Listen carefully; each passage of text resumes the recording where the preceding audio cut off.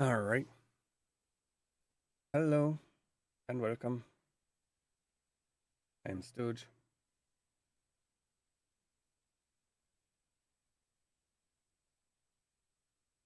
And today we are beginning the Great Ace Attorney. Give me a moment while I get my YouTube chat popped out. And then I'm going to check my now live notifications on my Discord, which you can join here. And then we will get started. How is everybody today?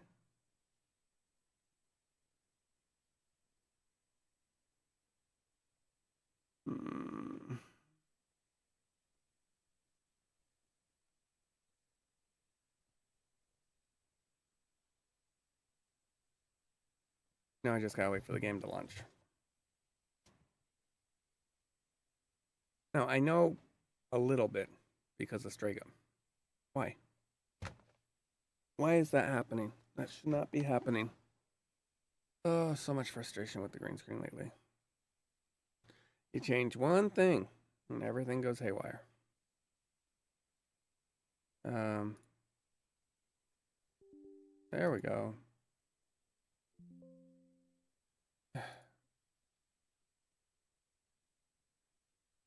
Oh my gosh.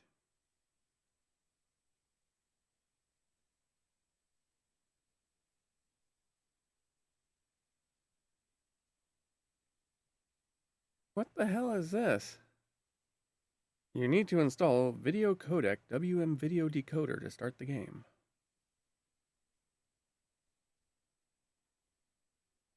Okay. Now I just have to get to settings so that I can set the game full screen.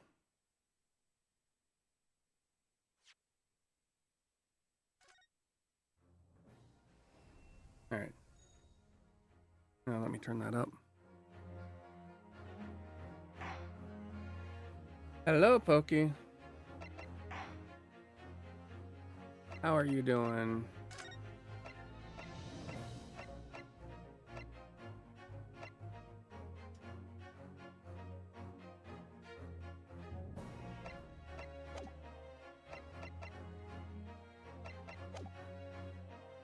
And there we go. Goody! What goody?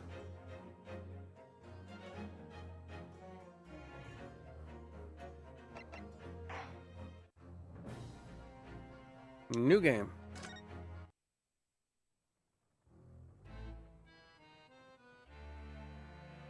The Empire of Japan. After opening its doors, a push for cultural transformation brought great waves of Western influence to this far eastern island nation. The revolution washed over the land, making life in the capital exciting and unsettling. It was a period of great change, and some was swept away by the tide. Hello, I shall be swept away.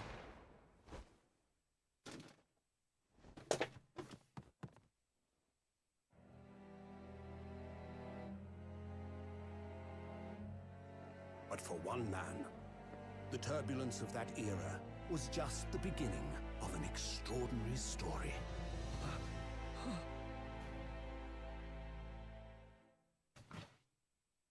Hello, Mr. Wright.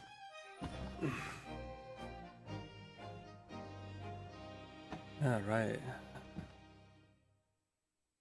In a world. 22nd November, 8:43 a.m. Supreme Court of Judicature, Defendants Antechamber 5. Judicature.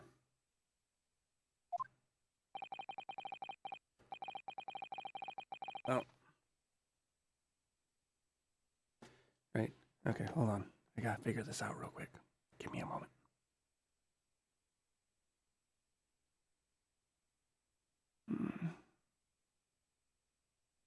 Is this right?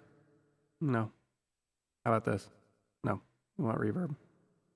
Not much reverb? No, that's a bit much. There. Okay, we'll go with that. I still can't believe it. I still can't believe this is happening. How can it be that just beyond the doors to this quiet little chamber is the highest court in Japan, waiting to decide my fate? Too much reverb. I'll have to change it. What? Oh, no, nothing. Save your glares, murderer. Alright. I'm gonna check something real quick. We're gonna fiddle around with settings for a little moment. Oh, cool. Don't need to do that. Alright, let's see. FX.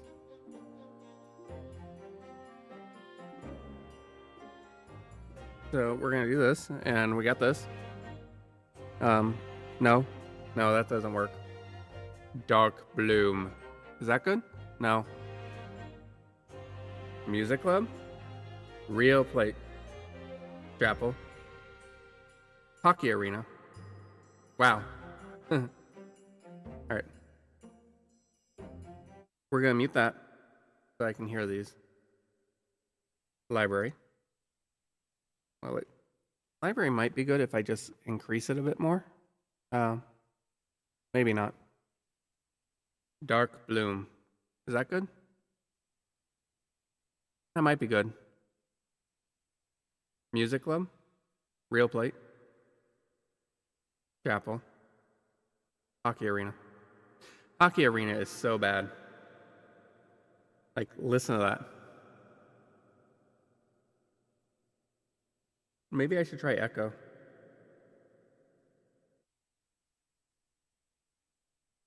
This is always the joy. Triplet. Quarter. Eighth. Triplet. Ping pong. Classic. Oh, there we go. That's not too bad.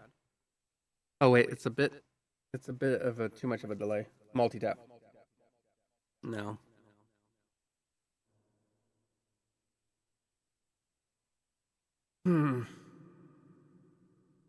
Huh. Maybe I just need to turn let's see. Yeah. I think we'll go with Dark Bloom. Or Music Club. Real Plate's not too bad. I think we'll do Real Plate. And I think this is actually pretty good right here. What do you think, Pokey? Or anybody else who's watching for that matter.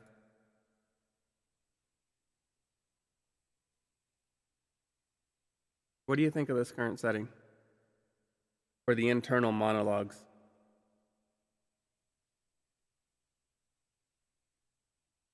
Because this is probably the only effect we're going to need. Okay. Cool. Now we can unmute this and keep going. Sorry.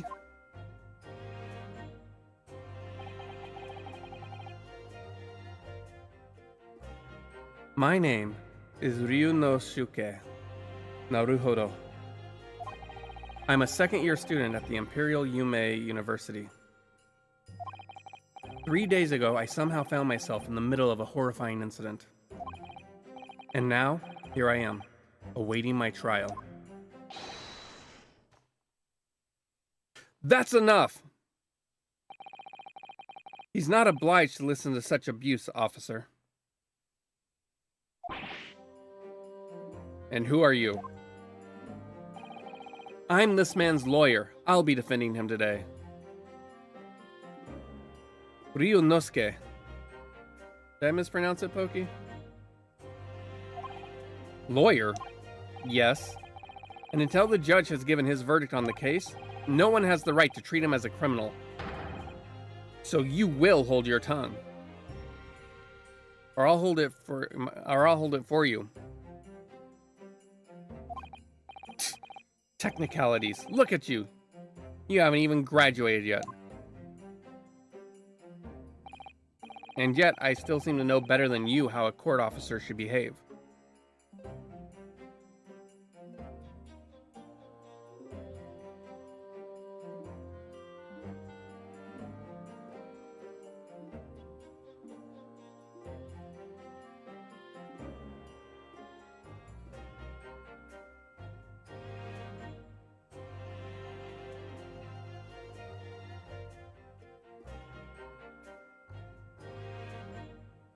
Obviously. Okay, Ryunosuke. I will try to do better.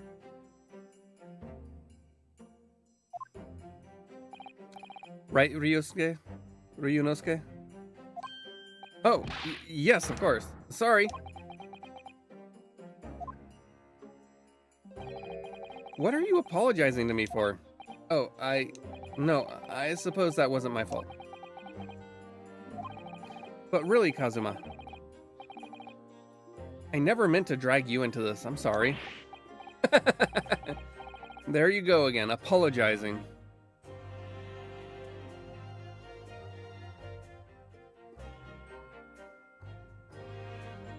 Ryu?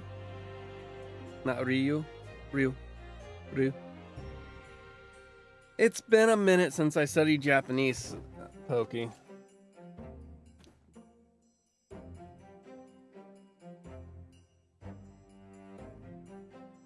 You don't need to be mean. There you go again, apologizing.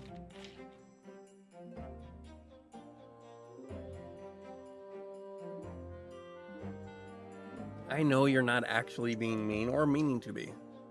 I'm giving you a hard time. Just like always. Yeah. Though I must say, you've been all over the newspapers these past few days. Yume University professor murdered in cold blood by student.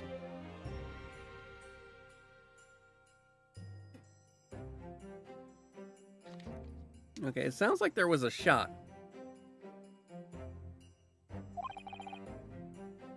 But obviously, you didn't actually do it, did you? Of course not! You have to believe me, I didn't do it!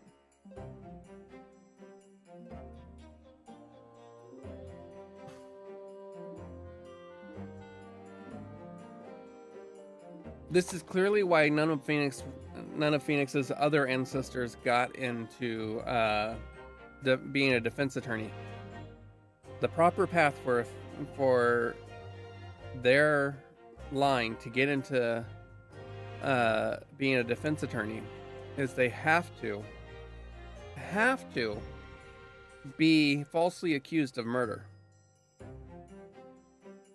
to start their journey. I could never murder someone. Then there's nothing to worry about. Straighten yourself up. Hold your head high. You mean... I believe you. I know you're innocent, Ryusuke.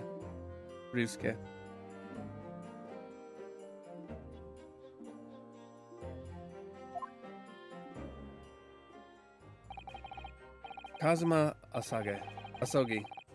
Kazuma Asogi. My best friend, also is in his second year at Yume University. But he's far more clever than I. A star student, in fact. And the next victim. He's even a qualified lawyer. Impressive considering he's still an undergraduate. It's not that impressive. The very concept of lawyers is only a few years old here in Japan, anyway. My qualifications don't mean much, yet. You said exactly the same thing 3 days ago. But I'm proud to have you have a friend like you, Kazuma. Truly. 3 days ago. Yes, that's when all this started. Congratulations, Kazuma. Looks like you're going to get to study abroad at last. I know, I've been forever dreaming of this day. Finally, those government elites have acknowledged my academic achievements and successes in court. She'll be representing Japan as you immerse yourself in the most sophisticated legal system in the world. I'm really happy for you, and proud as your friend. There's not a soul in the university who doesn't know Kazuma's name. He's a living legend. It's like there's some mysterious aura billowing around his temple. I want to bring about change in our own legal system. That's why I have to cross the ocean to see the real thing with my own eyes. The heart of the British Empire. I wish I could see it too. So this has to be during the Meiji Restoration period, right? Does that sound about right for you, Pokey? Then come with me. We'd have a wild time tearing up the streets of Her Majesty's City of London together. If only it were that simple. Oh dear, look at the time. I'd better be going. Alright, I'll see you later. I think I'll stay and enjoy this place for a while longer. Good idea. After all, it's not every day you get to visit a high-class Western restaurant like this. See you in English class tomorrow then, partner.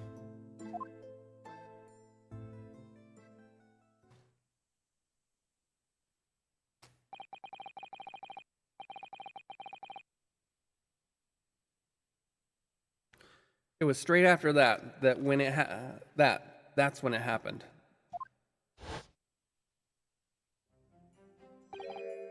Asogi, may I have a word?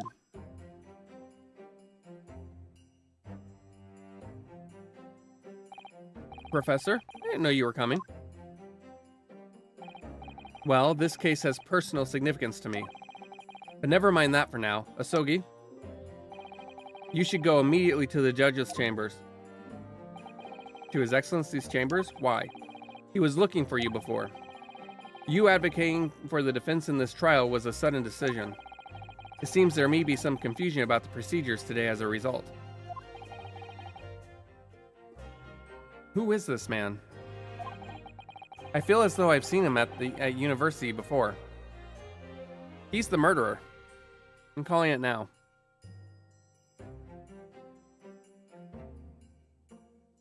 Okay, so when was the Meiji Restoration?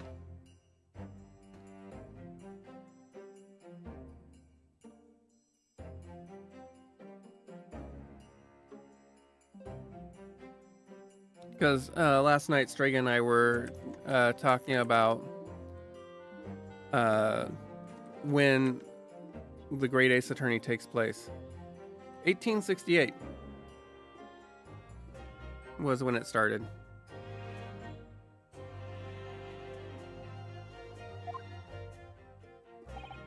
I see. I'll go at once then. I shall accompany you. All right then, Rusuke. I'll see you in the courtroom. Yes, thanks, Kazuma.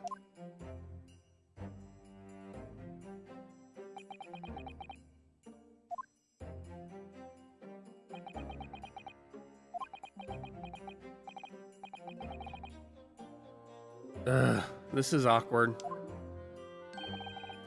If I may. Yes, sorry. You must be the defendant. Ryusuke Naruhodo. Yeah, Naruhodo, I believe. Yes, that's right. My name is Yujin Mikotoba. I'm a professor of forensic medicine at Yume University.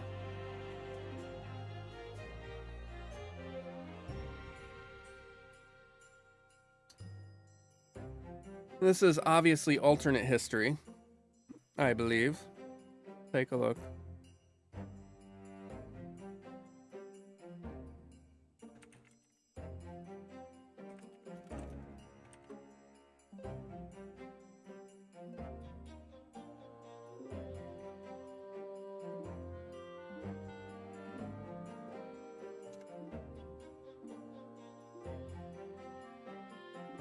No, I don't want AI. Go away.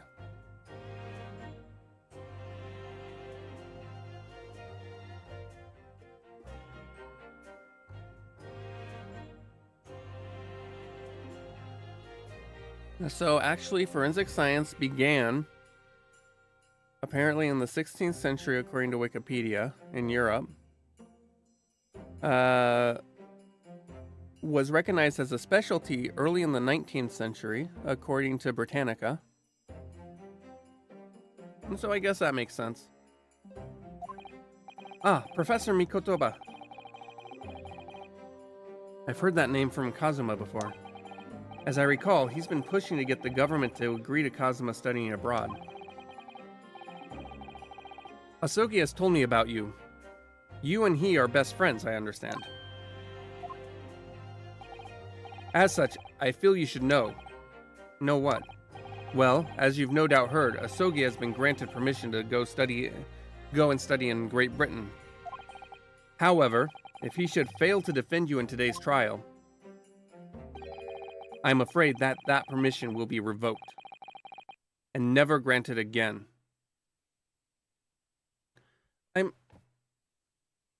I'm sorry, why? That seems harsh. What? As I suspected, you were unaware of this. I had a feeling Asogi may have chosen not to tell you. I still think he's the murderer.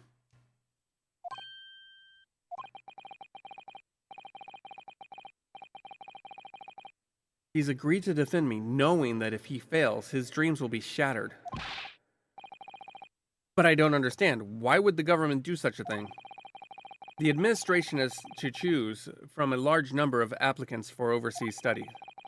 It's very difficult to persuade them to grant permission, even in the most favorable of circumstances. I don't believe it. But I didn't do it, I swear it. I'm not a murderer. That's exactly what a murderer would say. I'm sure that's true. Nevertheless, I can assure you that proving your innocence will be no easy task. You see, there are certain peculiarities about today's trial. Sorry? What do you mean? You'll soon understand once proceedings get underway. But then what should I do? Well, naturally, I'm not going to suggest doing anything that could lead to a conviction. Right, so as soon as the trial starts, the judge will pose a certain question to the defense. When that happens, you must answer before anyone else. You must say, I do.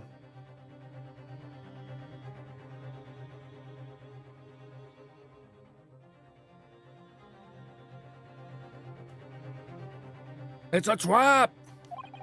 I do. But what will the question be? Surely not, do you accept the accusations brought before you? Of course not. Defendant! Court is about to begin. Proceed to the courtroom at once. Yeah. It would seem our superstitious decisions are surreptitious? Surreptitious? I don't know. Are to be cut short. Discussions. Excuse me. Surreptitious discussions are to be cut short. I don't know how to say that word. Allow me to summarize. Kazuma Asogi must not be the defense lawyer in this trial.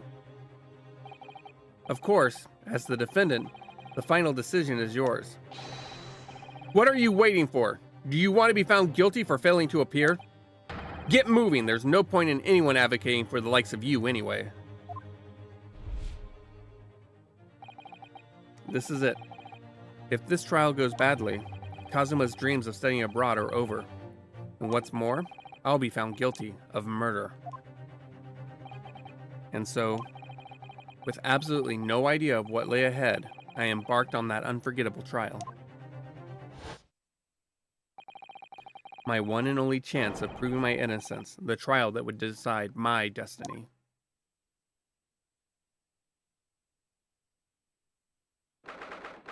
(22nd November, 9 a.m.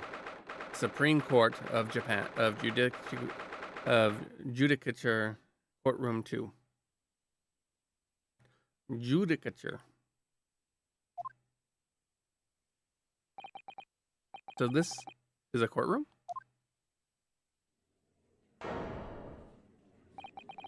The Supreme Court of Judicature.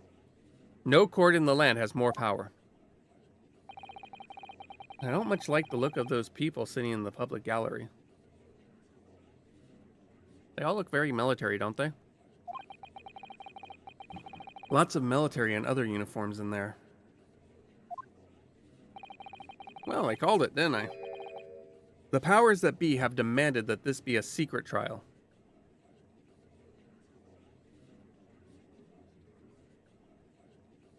Why a secret trial? That's very sus too. A secret trial?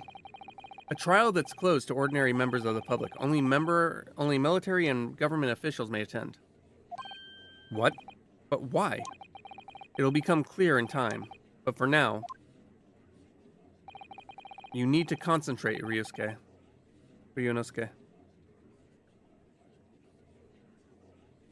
It's about to begin.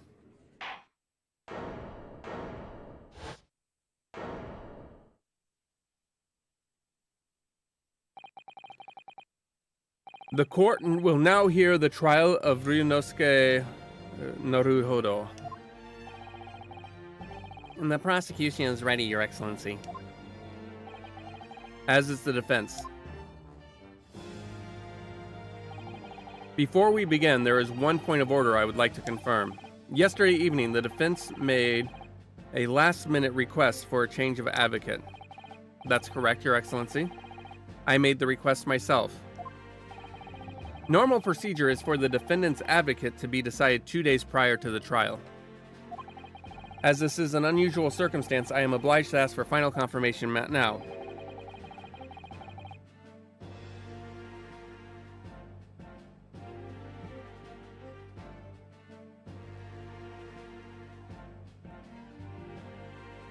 He who defends himself has a fool for a client.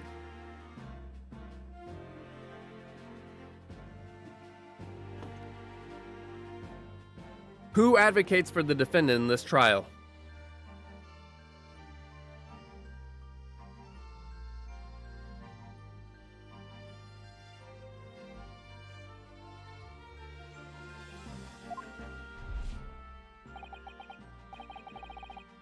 This is it. This must be the question. Who's going to defend me? That's the question the professor meant. But then, if I say I do, I need to answer quickly. What should I do?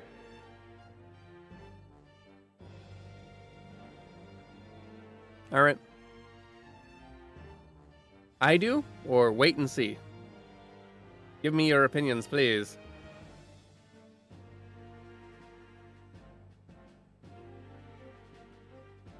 As we slowly zoom in on the judge.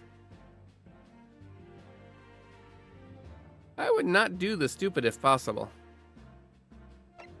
Is wait and see the stupid, or is answer I do the stupid?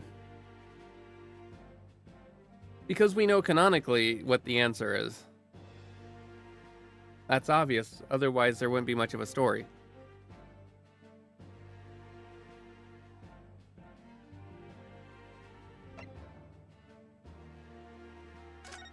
Wait and see. Kazuma is the lawyer here. I can't defend myself. Oops. Kazuma is the lawyer here. I can't defend myself. If I said I do, it would be tantamount to lying. And I've been accused of murder, for goodness sake. This is no time for lies.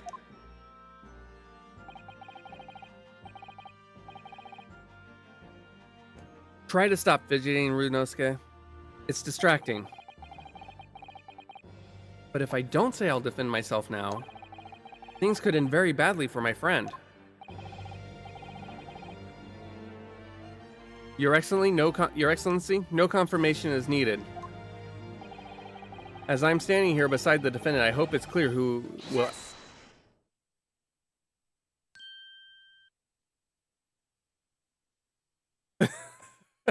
You don't have it.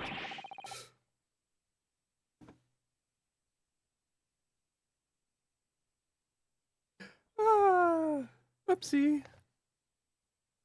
All right, hold on. Let's take a look at the history so I can actually read it. I hope it's clear who will advocate for his defense. Yes! What is the meaning of this unruly outburst? I would like to inform the court that I Ryunosuke, Naruhodo will be defending myself.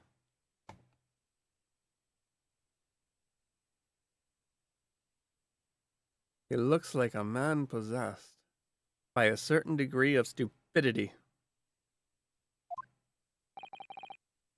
You'll be what? What are you playing at, Ryunosuke? Professor Mikotoba told me everything. Just now, before the trial. He did what? He said that your dreams of studying abroad would be dashed if you were to lose. How sad. It means you don't have faith in me. You think I won't be able to get you off.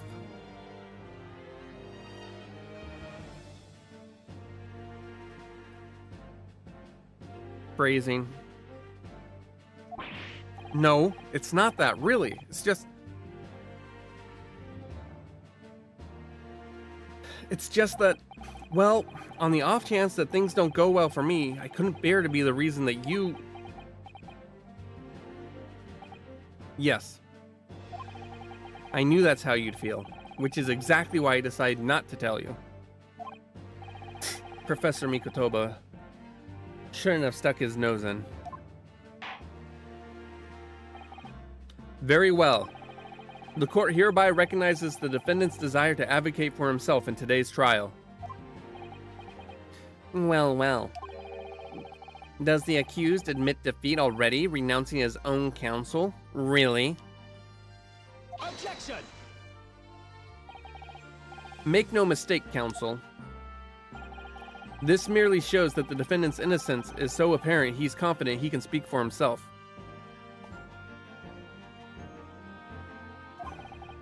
Isn't that so, Naruhodo-san? Oh, yes, exactly.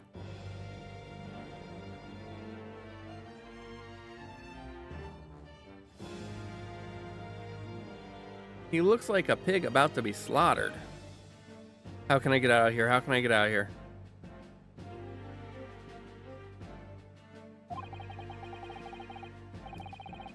Exactly what I wasn't thinking. I'm not confident at all. In fact, my mind's a complete blank. Well, you better get it together quick. I realize you're in charge now, but still, try not to look so bewildered. Humph. Well, for a mere university student to be brought before the Supreme Court, you must have perpetrated a most heinous crime indeed. Are you telling me that the prosecution doesn't know what the crime is? Is that what we're learning here? I feel like that's what we're learning here. As you are no doubt aware, this is the Supreme Court of Judicature, Japan. According to the very highest standards of conduct are expected of all present. Do I make myself clear, Defendant Naruhodo? Yes, Your Excellency. It is therefore my duty to assess your competency for the task you have undertaken. My competence? What does that mean?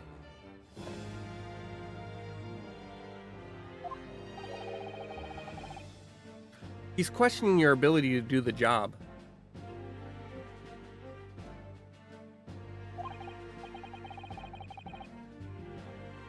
Well, he can't be questioning it more than I am.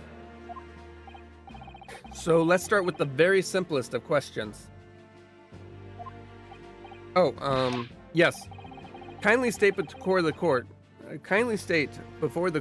the name of the victim in this case. Well, that's easy enough. I've heard his name more times than I'd care to remember. Wait. What was it?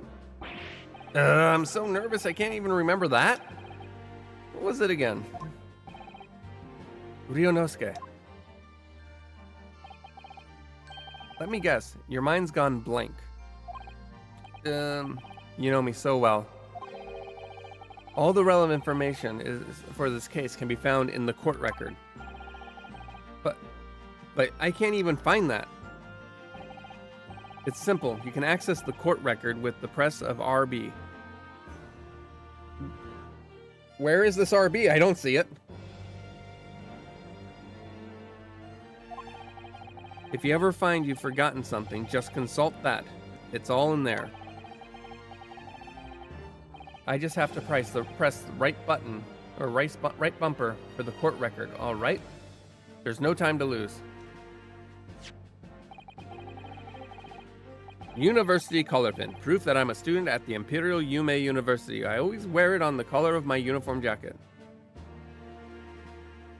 This is the list of evidence you've collected. Now, try switching to people instead with RB.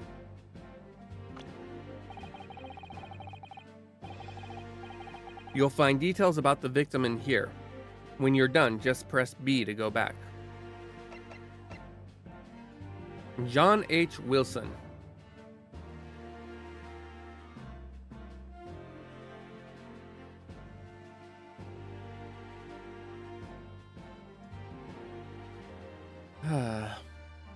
The victim of this case, he was visiting professor of medicine at Yume University from the British Empire. The killer in this case.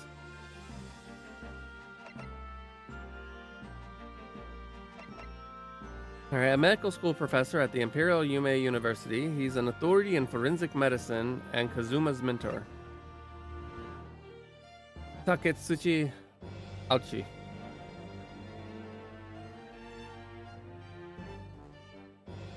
Ouchie. A hominin of ouchie. Ouchie, what you say when you're in pain. Alright. This is obviously a play on Dr. Watson. I know about Sherlock Holmes. I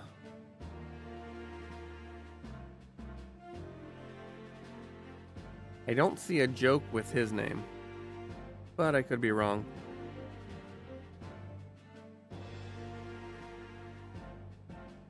I'm not used to seeing Wilson without a fence in front of him. A fence? What? A fence? What? I don't know what you're talking about.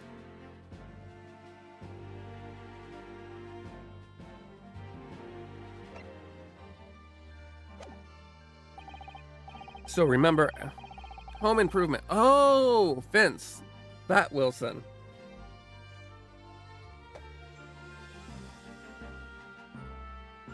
So remember, everything to do with the current case can be found in the court record. Now, you'd better not keep His Excellency waiting any longer. Go on. Find the victim in the people section of the court record, and then press Y to present it. Now. Yes! The victim's name was Dr. John H. Wilson. Well, at least you can remember the name of an esteemed member of your own university.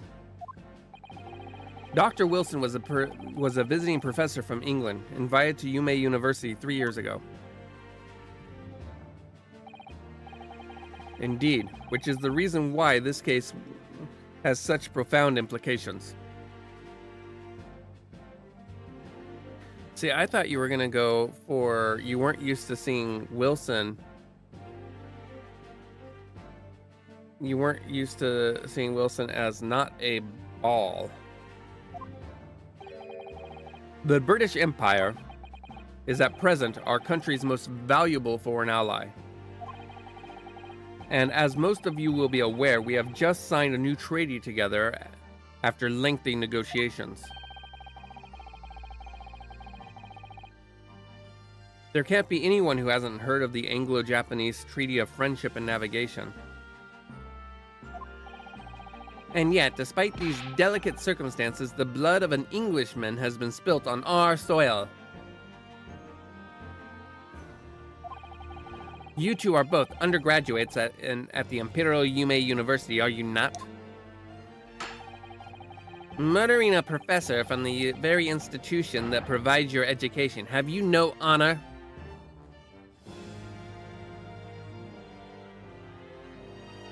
I mean, do you? Ugh. But I didn't do it. This case is coming under great scrutiny from our allies on the other side of the world. This court therefore wishes for a speedy resolution to this matter. Fee fi fo fum, I smell the blood of an Englishman.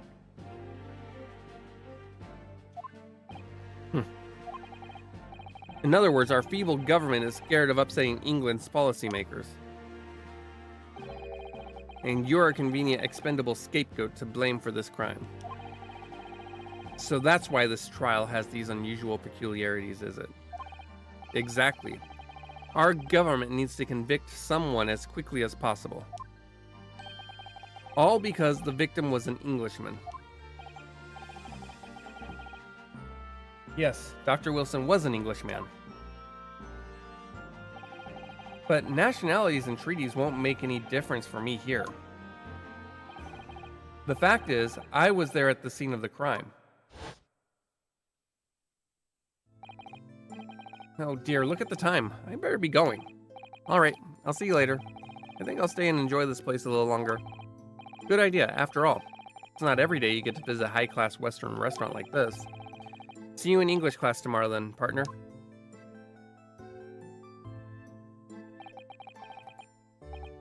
The British Empire, wow, it's incredible to think. Wait. I've seen that man at university. I'm sure he's a visiting professor from Great Britain. I don't know his name, but still, I should go and say hello. So I went over to the professor's table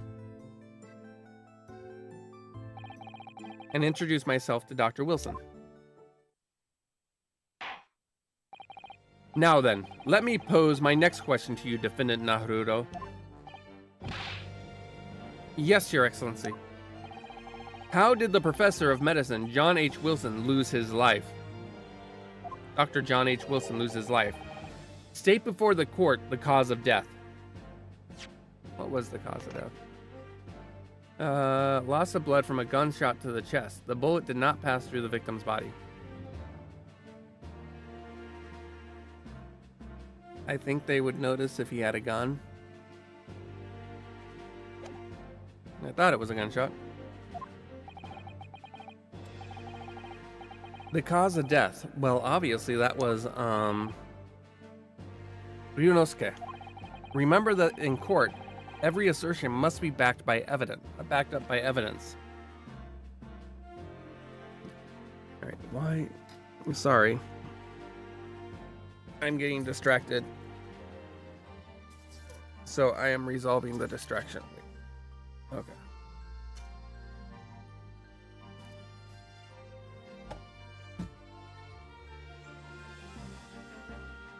Oh, that's why I'm getting distracted.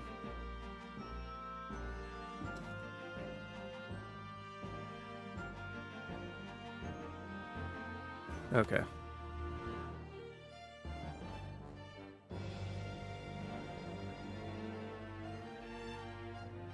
Distraction mostly remedied.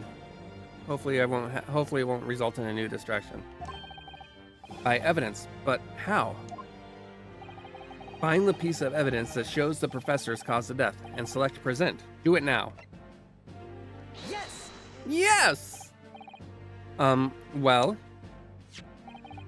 according to this document, the victim suffered a hemorrhagic death due to gunshot trauma. Learn to read, you imbecile. That's the post-mortem report, I take it. Sorry, yes. That's right. The post-mortem report. In the West, a doctor dissects corpses to identify the cause of death in an autopsy. But here in Japan, a police officer merely inspects the body and draws conclusions that way. That doesn't seem particularly good. Oh, I see. As long as I'm not going to be tested on any of this later. This is a so-called photographic print of the crime scene, of the scene of the crime. You can clearly discern the scorch mark around the bullet hole produced by the powder explosion.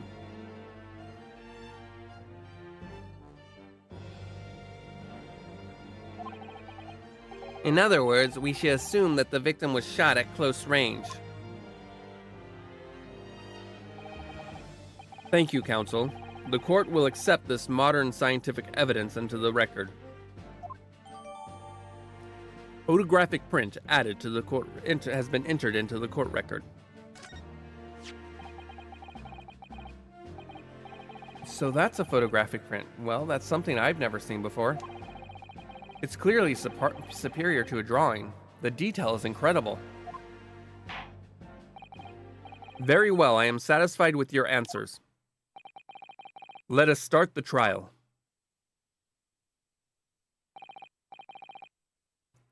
Certainly, Your Excellency. So, without further ado, in order to better apprise the court with the facts of the case,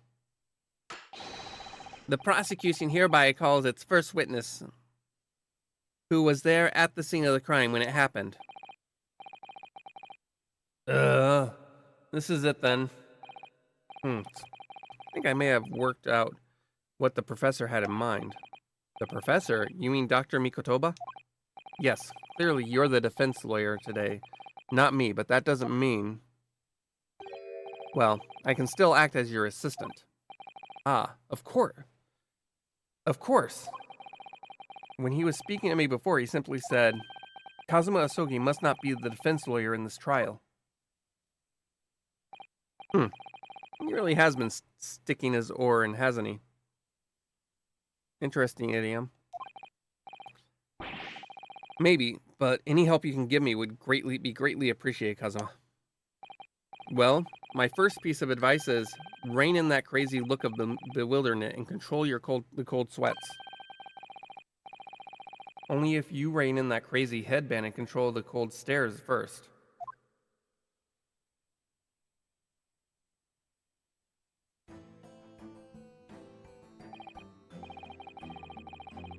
Witness, state your name and occupation for the court, please. Of course. My name is Satoru Hosonaga. I am the head waiter at a Western-style restaurant called Le Carnaval.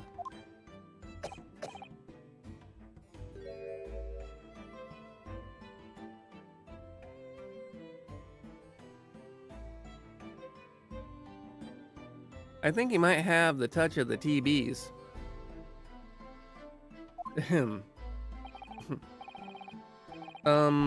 Are you alright? You seem to be coughing up some,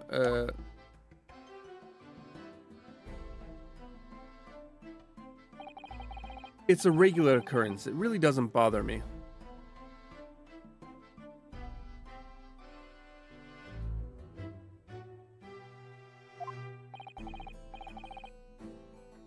Well, it really should. As everyone knows, the capital's southeastern quarter was developed for foreign visitors some years ago. It's become a very fashionable district now, full of hotels to accommodate overseas guests. This grim crime occurred in one of the district's so-called restaurants, an Occidental eatery, 3 days ago. Understood. Hosonaga-san, you will kindly tell the court everything you can about the incident. At once, sir. Give me a moment.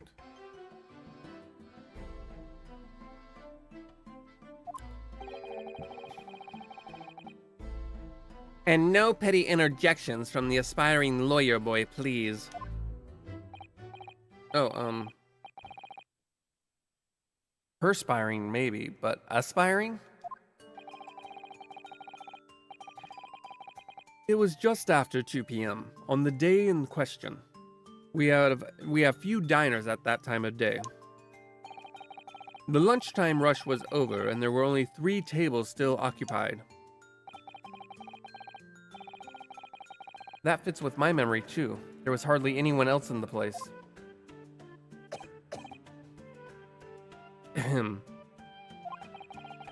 was when I was in the kitchen putting away crockery and cutlery. A gunshot rang out, so I hurried out to the dining hall area to see what had happened. I found the victim, an English gentleman, slumped in his chair. And standing immediately beside him, gun in hand, was the accused university student. Yes!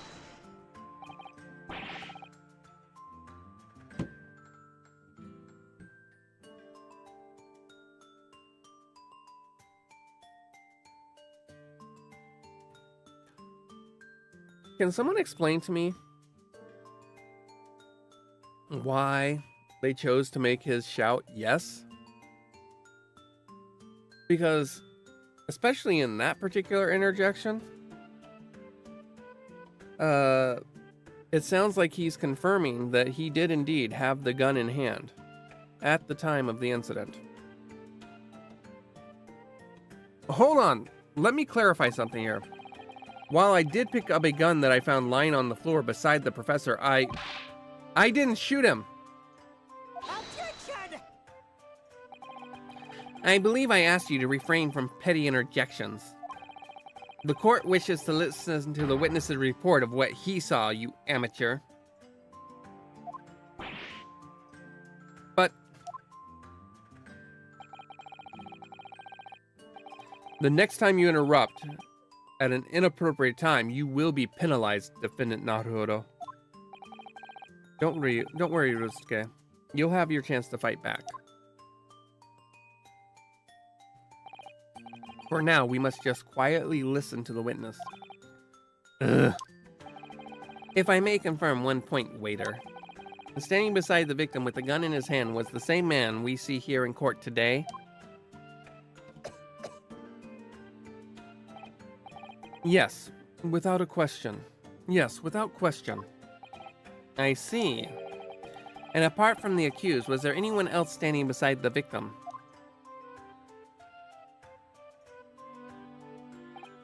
No. There was no one else around that table but the deceased Englishman and the university student.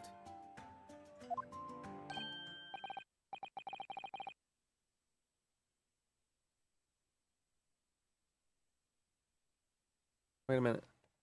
Let me check that court record.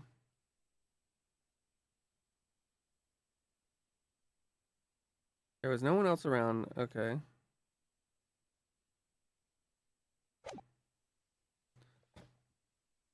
Wait, what did he just say? Yes, I know.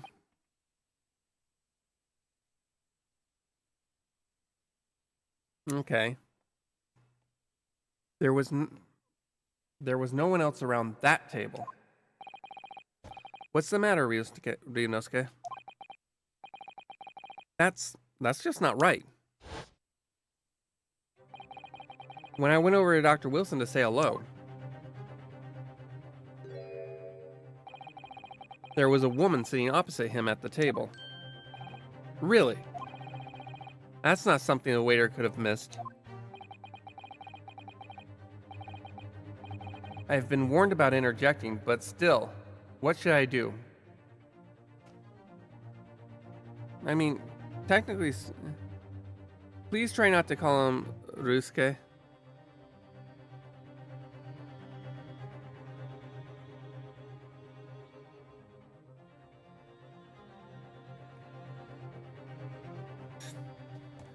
I'm sorry, Pokey.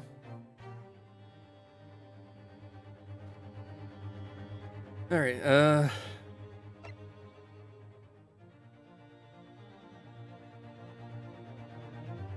I mean, technically, this is a wait and see moment because you get to...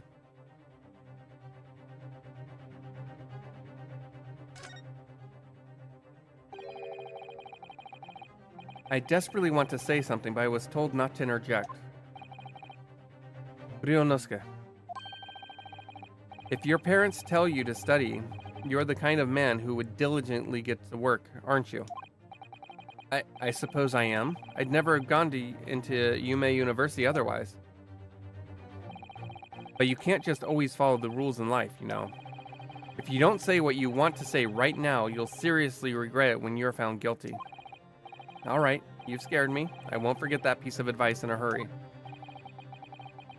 And there is something I want to say. I'm just going to shut my I'm just going to shut my eyes and say it. Yes! Just a moment, please.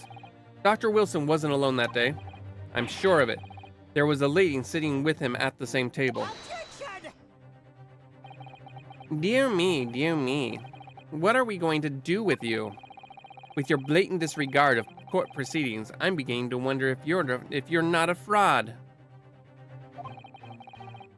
Could it be that the accused, this mere student, is not a real lawyer after all? I'm sure of what I saw. Hosonaga-san, is there any chance you're mistaken? Perhaps your memory of events is hazy. It's not time for cross-examinations.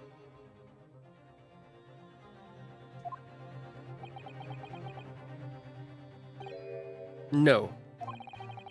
The deceased gentleman came to dine alone.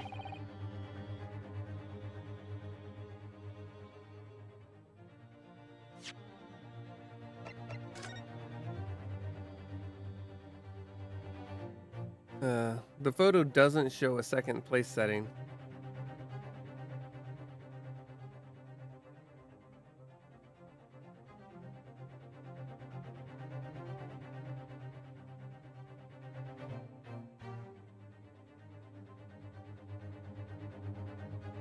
What's that in his pocket? Or is that just the floor? I don't believe it.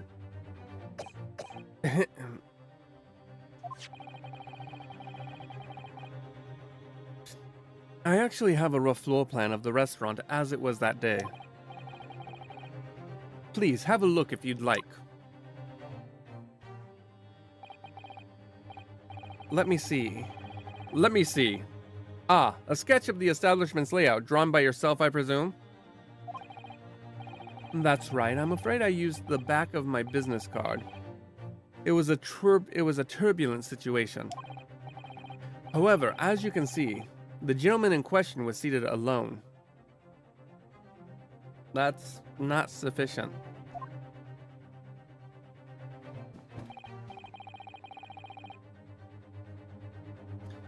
Well, you're clearly a very conscientious waiter. Thank you, sir. The court will take this plan and add it to the court record as evidence.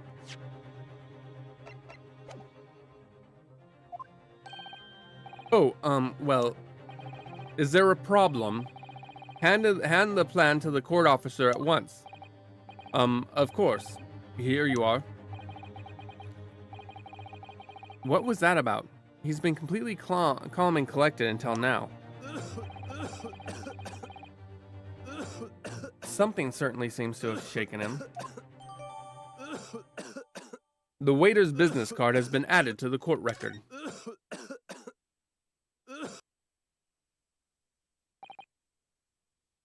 So, the court has now heard a précis of the case. I'm not exactly sure how to pronounce that, but I want to take a look at this.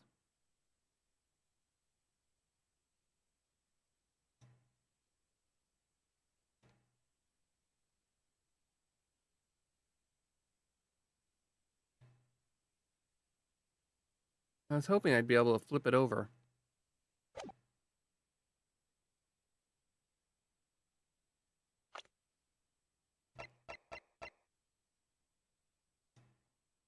Okay, his portrait here looks a lot more gaunt and sick than the actual character.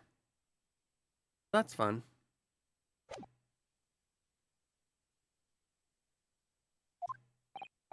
Yes, at the moment, the gunshot was heard in the restaurant. The only person in close proximity to the victim was the defendant on trial today. It would seem we are looking at a black and white case here.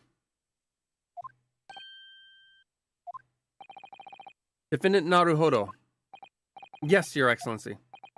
If you admit your guilt at this stage, the court is willing to look mercifully upon you and behead you quickly. In other words, you may have some small reprieve in terms of your inevitable punishment. I called this waiter as an unsworn witness in order to explain the details of the case to the court. But I must warn the defense, if you are determined to pursue matters further in this trial, the prosecution has decisive evidence from sworn witnesses who were present at the scene of the crime. Really?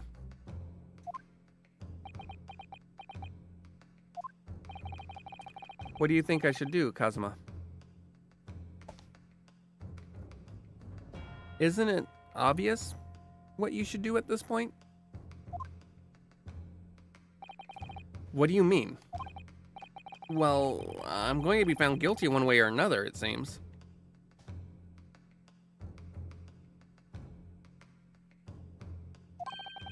Wouldn't it be sensible to plead guilty at this stage and hope for a more lenient sentence? No, this is how they get you in real life.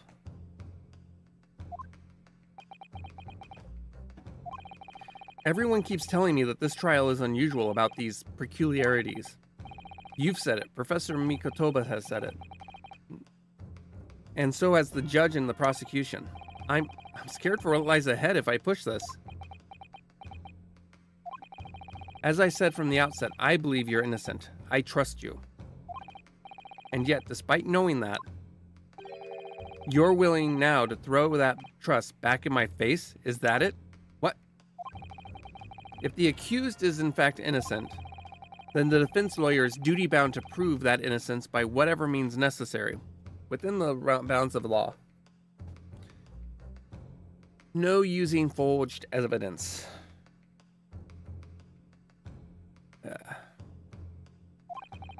Are you just going to abandon that duty? Are you going to give up on yourself?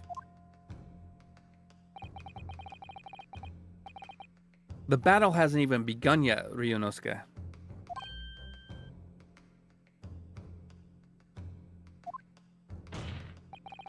The defense pleads not guilty, Your Excellency. We invite the prosecution to stop making empty threats and bring out its witnesses. Are we sure that Phoenix isn't descended from this guy? Look at that point. Then we'll see just how decisive this evidence really is.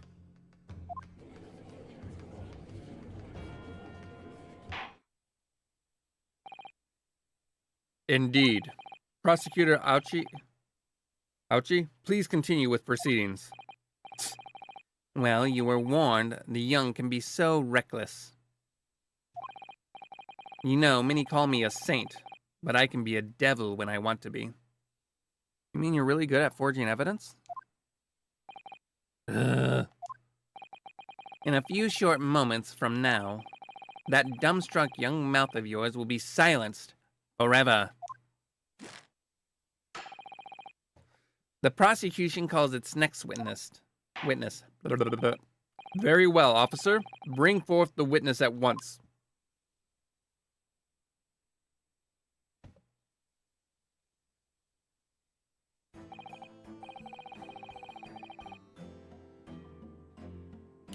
I'm sorry, why are there two? Witnesses, kindly state your names and occupations for the court.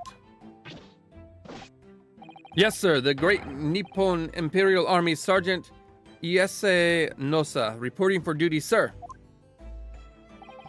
Myself, I find employ as a purveyor of fine articles of antiquity from the efflorescence of our nation, Nippon, and conduct my trade from Rasute, a humble premises in the 2nd District, Kyoryo Korekuta, at your service. An antique dealer and a soldier. What an unusual pairing. Why aren't they separate? Both of these gentlemen were present at the restaurant on the day in question. They must be the diners at the other table the waiter mentioned. Myself, I habitually take tea of the most exquisite aroma at the establishment in question, always past noon. And not infrequently converse with interested parties regarding the curios which I make my business. I can't understand a word that old man is saying. He's an antique dealer, and it sounds like he's a regular at Le Carnaval. He seeks out potential customers who may have an interest in antiques and tries to sell his wares to them. He obviously targets Le Carnaval because it's a high-class restaurant with rich clientele. Right, I see. Although, to be honest, that sergeant looks more like he'd be a seller rather than a buyer.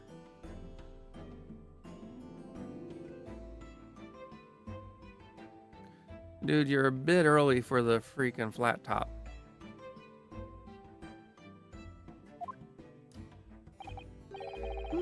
Now, you both witnessed the precise moment of this most atrocious incident. Is that correct? Affirmative! The enemy unit was seen attacking the foreigner in what can only be described as an act of war, sir. It was that black uniformed rogue infantryman over there who unloaded his firearms, sir. This man's as impossible to understand as the other. Not really.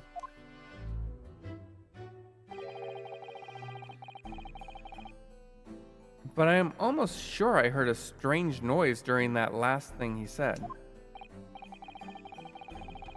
So this is the decisive evidence the prosecution was threatening.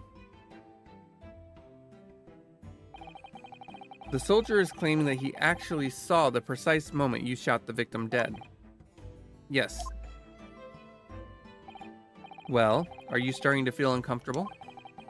If I'm honest, I was feeling uncomfortable from the start. Now, the court will hear your formal testimony, please. You will state everything you saw at the precise moment that the incident occurred. Yes, sir. Sir, yes, sir. Standing by, ready to report. Unsavory memories of the most acerbic afternoon.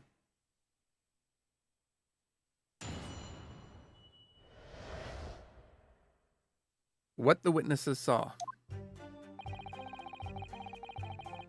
I was ingesting a regulation beef steak at the restaurant while having a tactical discussion with the old man.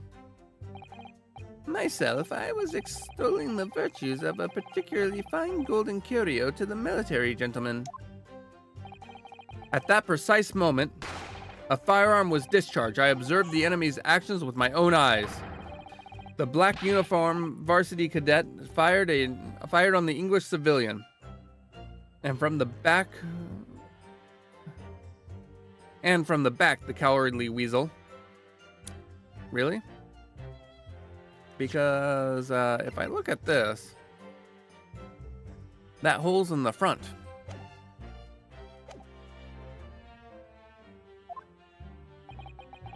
I was on my hands and knees investigating the whereabouts of my mysteriously absconded precious curio.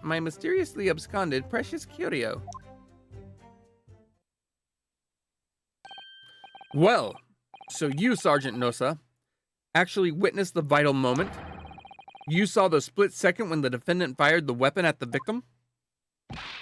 Yes, sir. Affirmative, sir. That wicked university cadet, sir. The cruel and unforgivable enemy.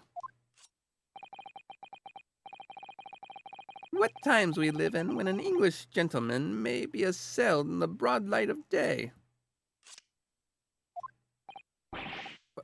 But this is ridiculous. I didn't shoot anyone. Is that really true, Ryunosuke? Yes, all I did was pick up the gun I saw lying on the floor.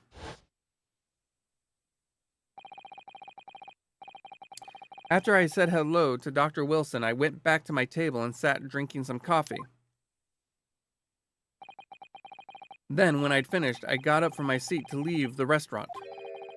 when I noticed an English-made gun next to the chair where the professor was sitting.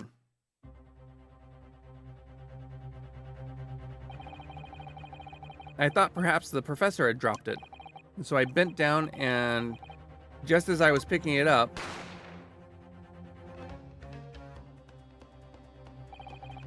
well, if that's the truth, there was obviously a criminal on the scene somewhere.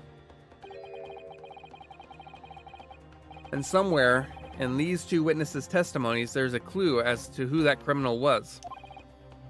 There is? Just a slight one. Ryunosuke, you must exercise your right to cross-examine the witnesses. Cross-examine? Do it now! As we have heard, Your Excellency, there is no room for doubt in the testimony of these witnesses. The defendant is clearly guilty. It is time to bring this despicable student to justice. Certainly, the testimony to the court has just heard eliminates any vestige of doubt. You sure about that? Therefore, it is my grave duty to declare the verdict of this trial.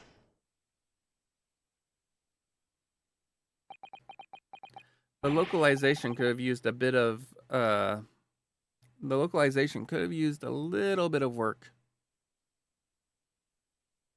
What in the name of the Emperor is the meaning of this outburst? The defense demands the right to a cross-examination. Dear me. Let me guess, the Hachimaki headband boy next door told me to do it. How pathetic. Huh? How did he know? The prosecution objects. This is a clear waste of time. The defendant obviously has no experience. How can he possibly carry out a cross-examination? Objection! The defense is asserting its right to a cross-examination. Whether or not you think he's capable of it is irrelevant.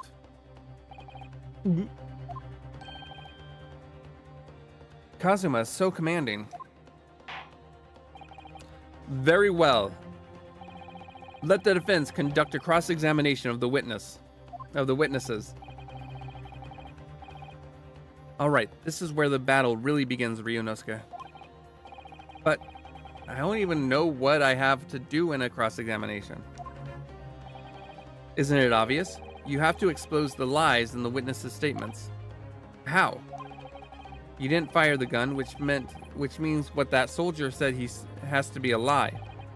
Well, yes, but it's just a case of proving it. And the key to doing that is evidence. Right. Evidence.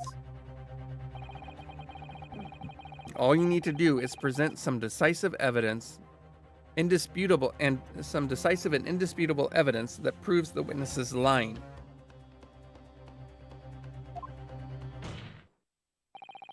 Now, let's go, Ryunosuke. Don't let them beat you. All right, then. It's all or nothing. I love the fact that he slapped down and it wasn't as powerful, and he just does a double take. Like, how? All right. To press or not to press? That is the question. Obviously press. I know where the contradiction is, but it's always fun to press and get more information. Yes.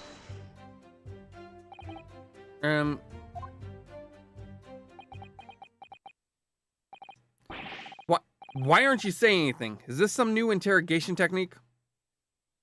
Why aren't you saying anything? Is this some new interrogation technique? I hadn't actually thought of what I wanted to ask. Just ask about anything that catches your attention. Anything that bothers you. All right, then.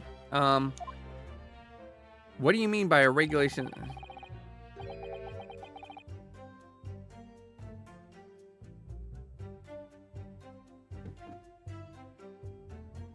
Not the question. What do you mean by a regulation beefsteak? That would be the question. Not this beefsteak you mentioned. What kind of food is that? Chin-chun! Beefsteak is a delicious cut of veal vigorously cooked on a cast iron grill and served piping hot.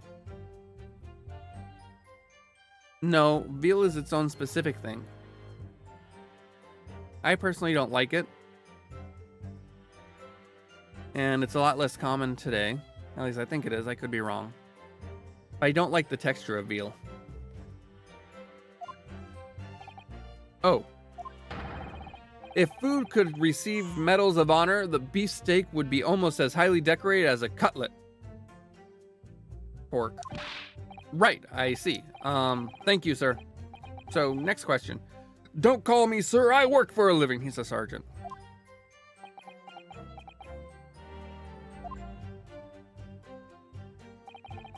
This cutlet you mentioned, what kind of food is that?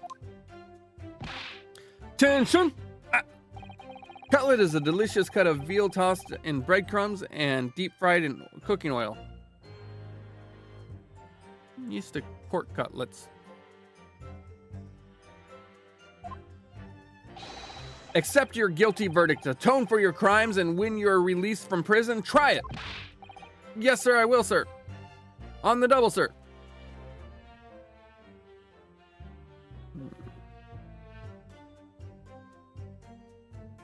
This may be possibly a very long day. Sorry to interrupt, but how about trying to stick to the questions that are relevant to the case? Oops, I'm sorry. I'll do my best. So next question.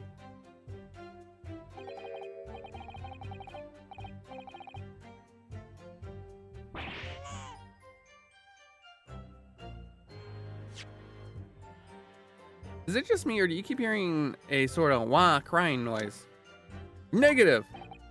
Well, at least we've learned that he's a big beef lover. Affirmative.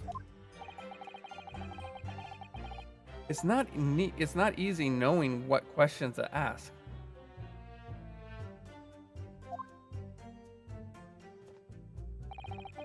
Myself, I was extolling the virtues of a particularly fine golden curio to the military gentleman.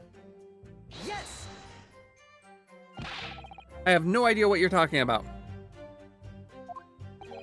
A koban, boy. A koban? You mean an old Edo coin?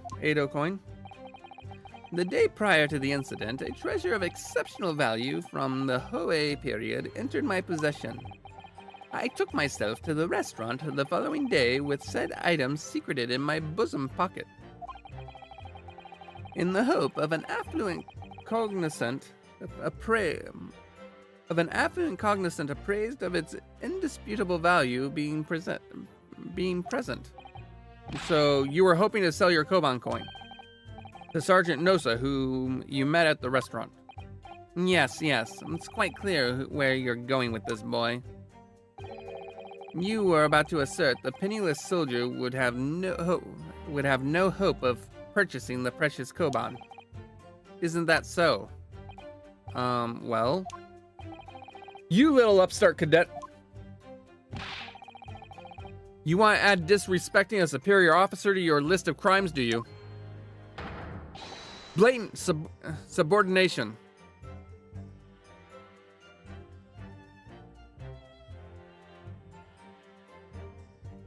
Subordination? I believe the term you're looking for is insubordination. No, I didn't say anything. Although penniless might just be the word I was looking for. In any case, the hour was already advanced beyond that of the midday luncheon. There remained precious few present with whom I could engage in discourse about matters of business. The gentleman aside me, who was grappling with his braised veal, at the time was my sole prospect. I see.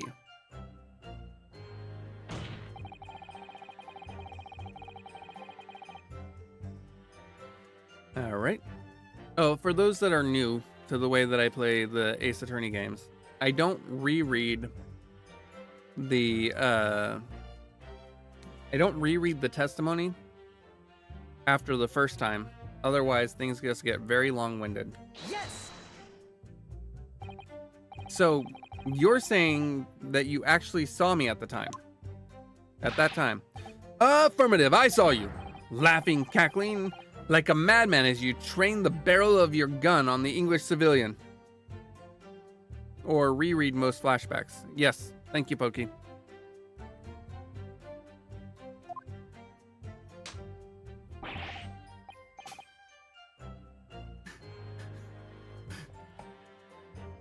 Does he do that the entire game?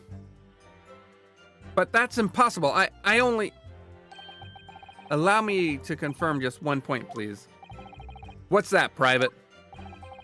Thinking carefully about the statement you just made, it seems to me that it must have been just after you heard the gunshot that you looked over at the victim's table.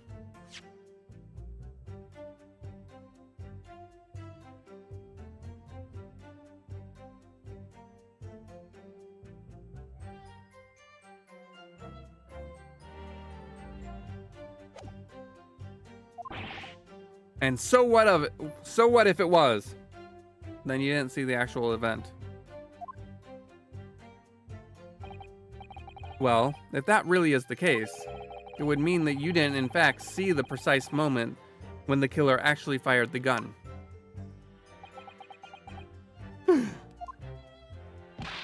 Ah! A double ah! My sixth sense. Sorry? My sixth sense is of danger. I picked up the waves of murderous energy radiating from your foul mind. I'm sorry, that's not admissible in court. Which means, a split second before you pulled the trigger, I was looking right at you, Cadet. Surely that's not really possible, is it?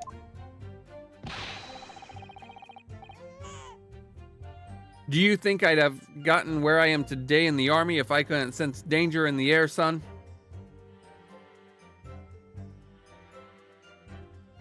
What's funny is they say sergeant, but he's got stars on his shoulder. Now, I don't know if that's accurate to the Japanese uniform of the time or not.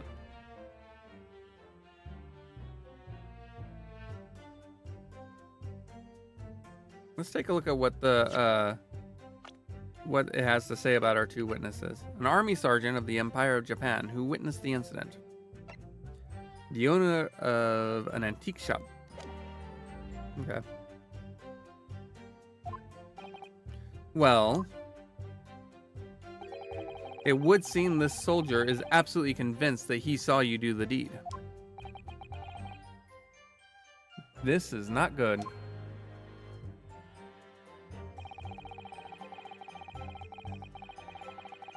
All right, we're just going to present evidence now. Yes!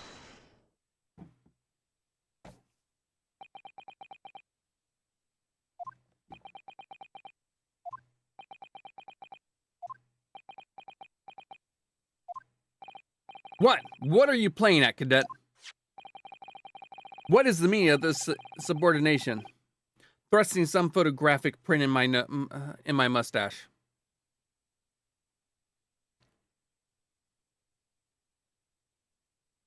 So is there something I'm not getting from this one, Pokey?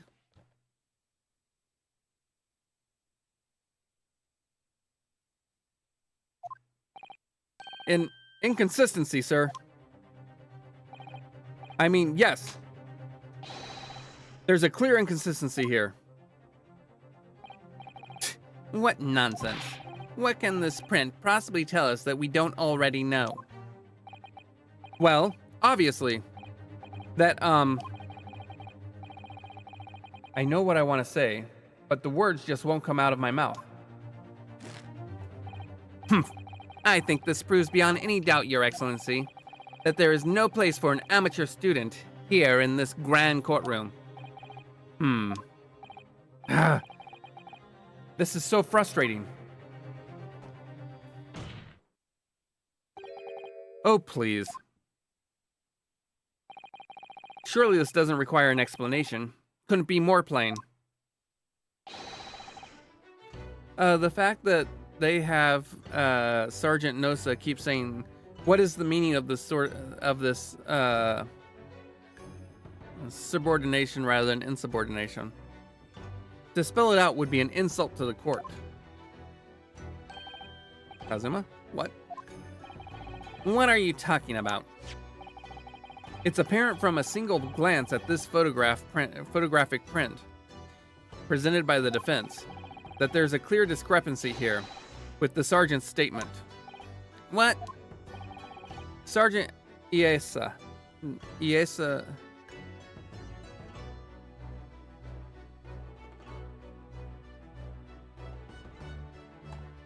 no, sir.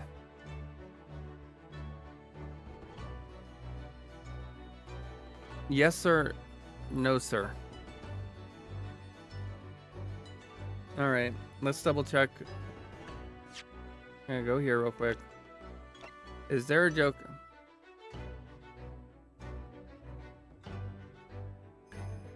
Curio Curator.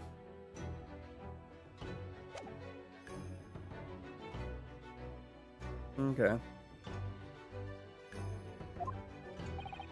Yes, sir. What, sir? The statement you just made was this. The black uniformed varsity cadet fired on the English civilian and from the back, the cowardly little weasel. Yes, sir. Affirmative, sir. I witnessed the crime with my own military grade eyes, sir.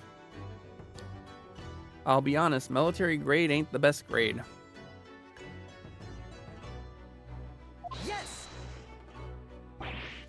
But no, that just can't be. And why not, cadet? Because, take a close look at the print. The victim, Dr. Wilson, died from a bullet wound to the chest.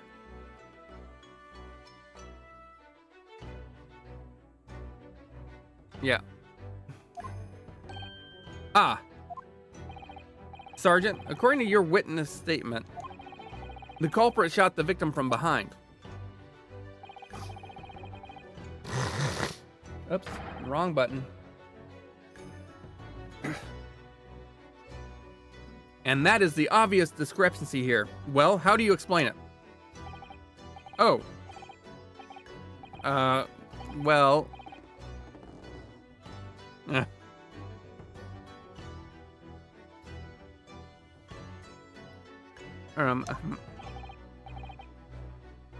What was that? Something just popped out from behind his back, but he pushed it down again.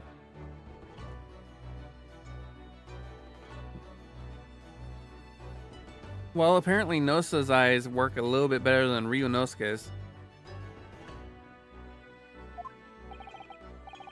Certainly, there is a clear discrepancy with the facts here. Would you not agree, Sergeant Nosa?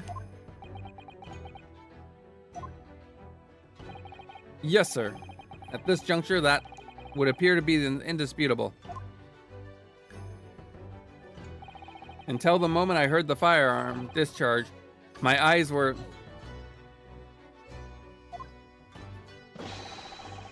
firmly fixed on delicious La Carnival steaks, sir. What? The last testimony the court has proven one thing beyond reasonable doubt. This witness, Sergeant Iesa Nosa, did not see the defendant firing a gun at all. That's absurd. I think the conclusion we must draw is simple. There is no place for an amateur prosecutor here in this grand courtroom. Whoops, wrong button. Yeah.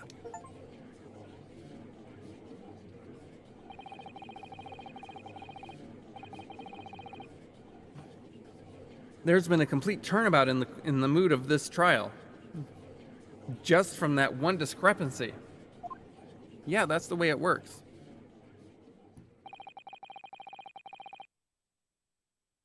All right. I'm going to do a quick BRB. Give me a few minutes.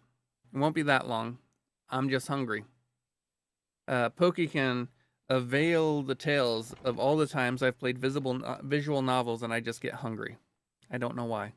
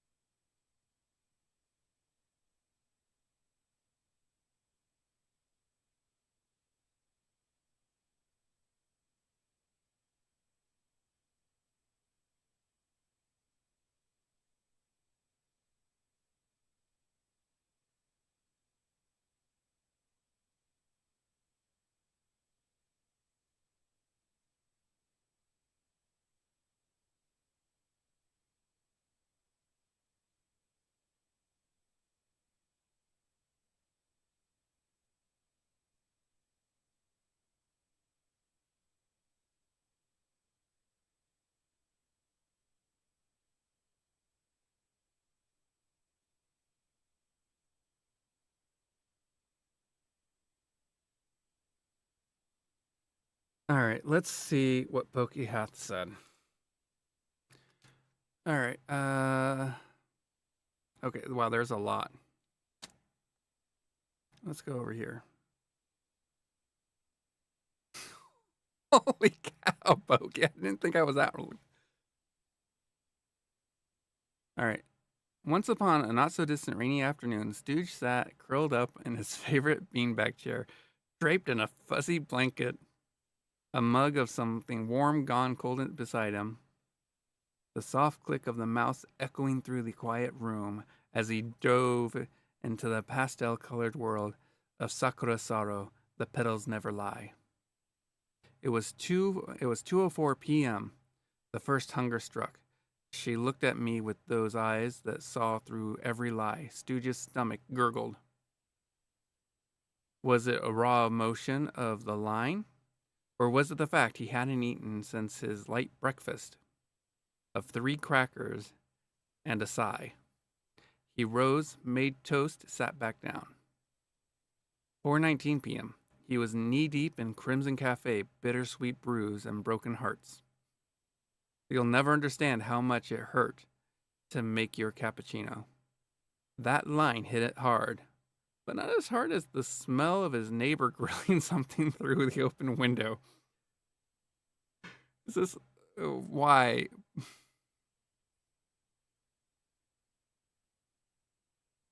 Stooge briefly considered chewing the corner of his mousepad. He settled instead for cold pizza, 3 slices, gone before the next CG loaded. 8:42 p.m. Stooge was deep in dystopian drama neolove.exe patch 2.6.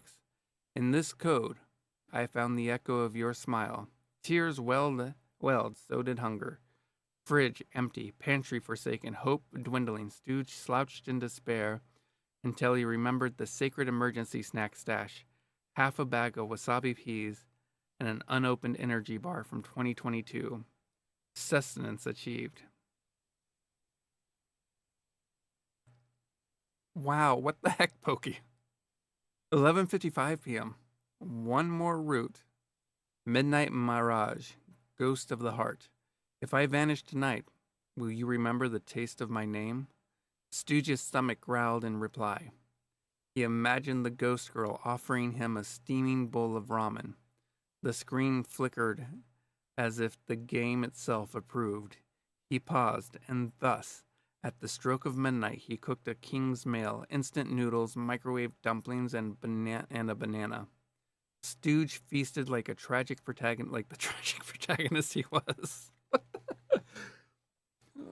Wow, Pokey. And so it went, night after night. Stooge read for love, for heartbreak, for secrets buried beneath sakura trees, and in futuristic code. But always, always he read hungry. The hunger was part of the journey, a silent character in every story, a reminder that in the most digital dreams, the body demands ramen. Moral of the story? Never read visual novels without snacks, or you'll end up like Stooge, forever clicking through confessions, plot twist, and potato chips at the same time. Wow, Pokey, that's quite the AI story there.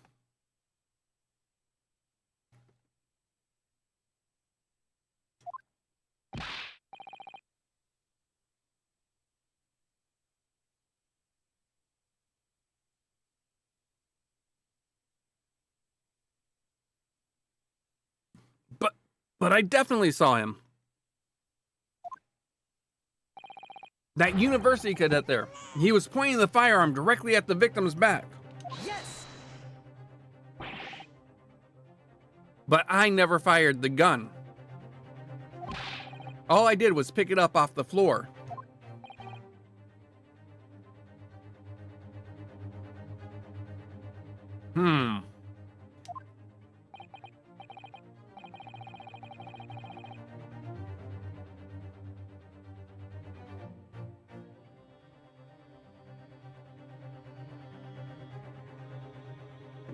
And you, old man, you didn't see the moment the victim was shot either?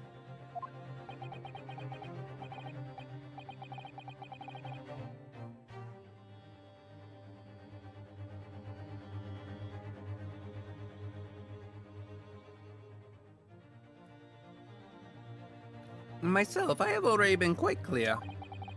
The gunshot interested me not.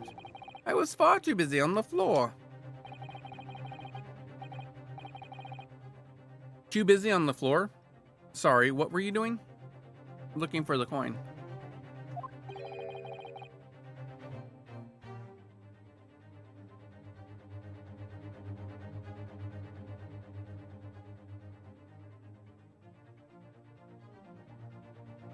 Hunting for treasure. Treasure? Indeed! The Hoeri Koban, my prize coin! On each occasion when I visit that restaurant,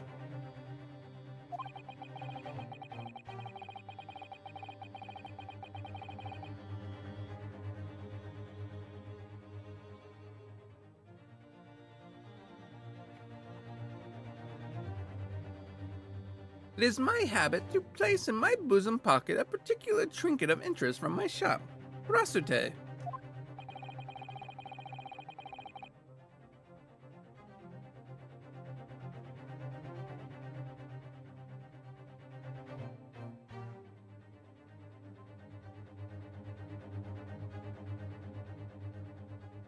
In the hope of meeting a rich diner who might like to buy it from you. On the day under scrutiny, it was to the military man that I proffered my Hoiko treasure.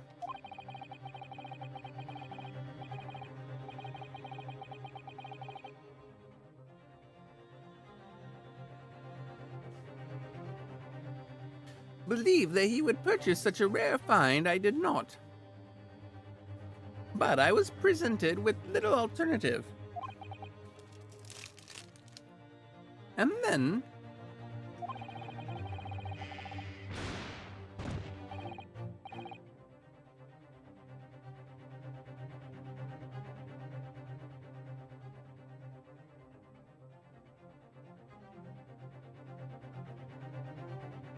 after averting my eyes for the briefest of moments, it was there no more. It simply vanished. The Koban vanished. Hunting around under the table I was, in case mayhap it had fallen there. And then it happened. I see, so this guy is inspired partially by Yoda.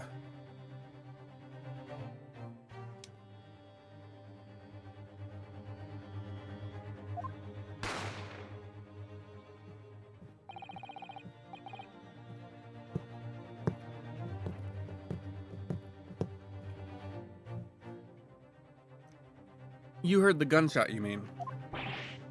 Indeed I did, but I heeded it not, for I was concerned only with finding my absconded Hoei treasure.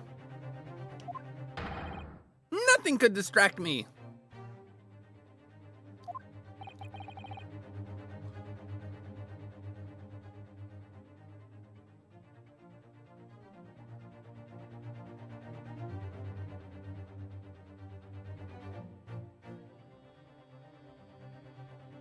Out of interest, did you find the coin in the end?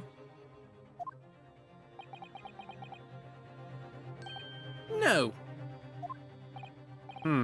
I see.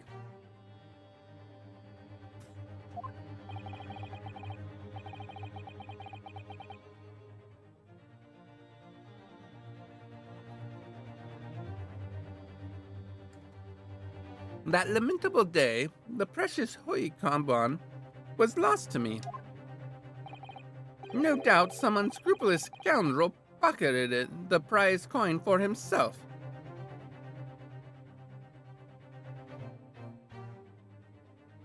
Are you accusing? Yes, sir, no, sir?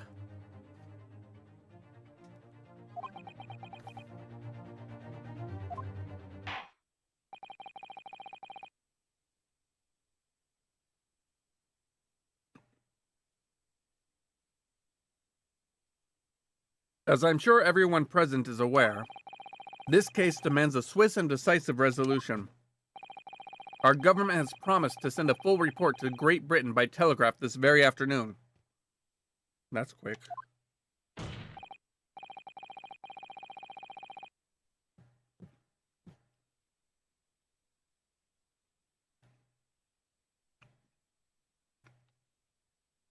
Nevertheless, the witness testimony this court has just heard was inconclusive.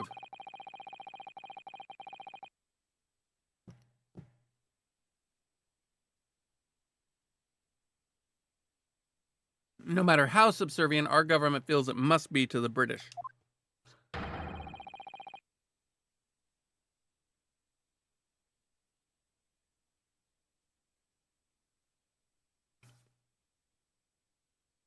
It would be unforgivable to deliver a verdict on this trial right now.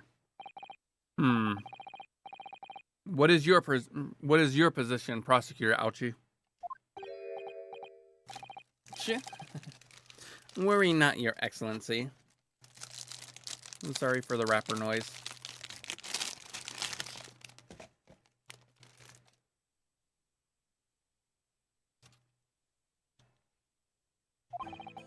The defendant may have fled a tiger in the front gate, but you will find a wolf at the back.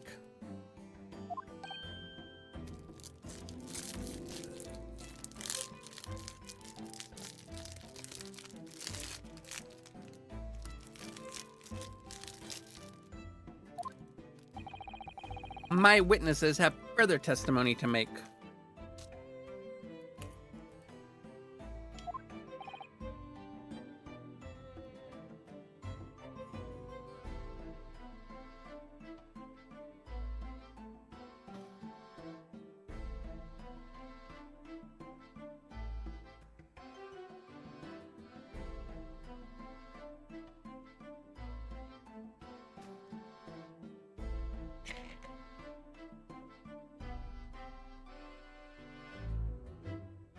Explain.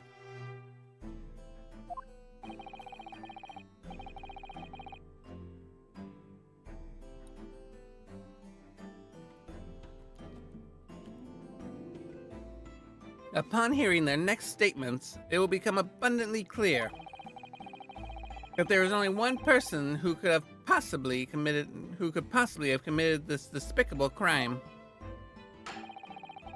The equally despicable defendant, Ryunosuke Naruhodo. What? He really seems to have a despicable opinion of you, doesn't he? He doesn't even know him.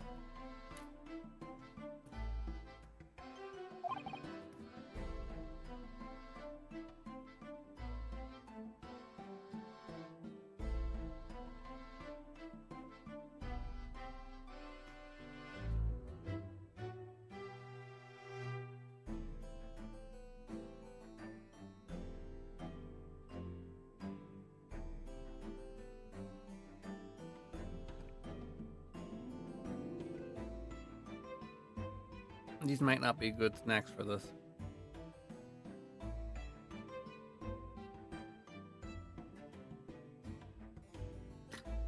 Ugh.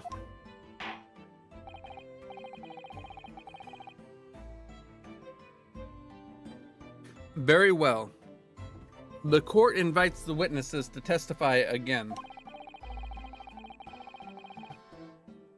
You will thoroughly explain the reasoning behind the prosecution's allegation.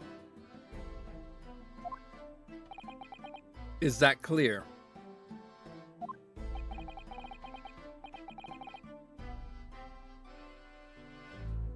As clear as crystal glass, Your Excellency. And I don't know why you suddenly... Yep. Yes, sir. At once, sir. Awaiting signal to testify, sir.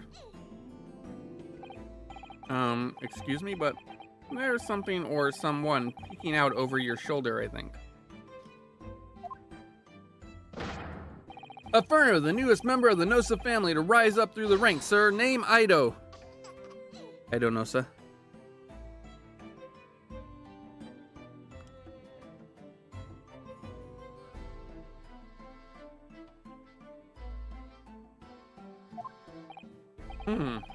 It would seem those straps are a sign of the sergeant being too strapped to afford a nanny. Yep, I don't know, sir.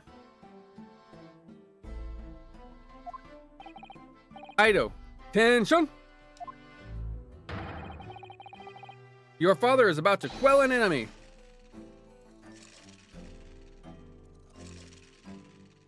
Watch and learn, my boy.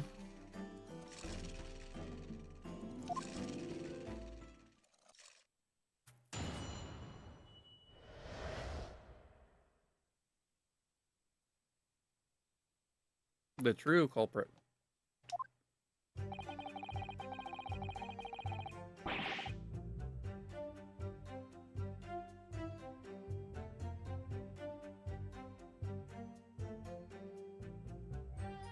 Even if what I saw wasn't the precise moment the firearm was discharged, it's almost the same thing.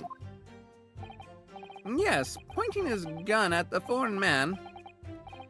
He was that young man, that young lad in black.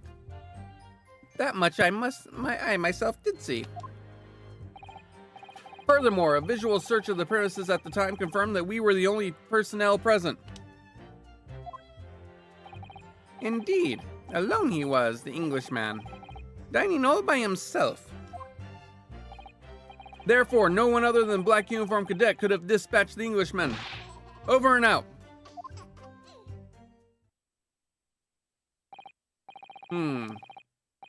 Yes!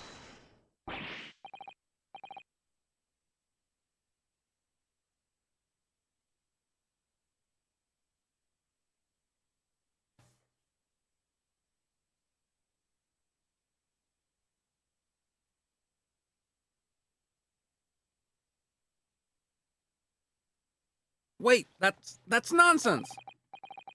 The victim, Dr. Wilson, wasn't alone at all. Please, enough of these outbursts already. But there was a woman. There was a young woman at his table. You must have seen her. Everyone there must have seen her. Objection!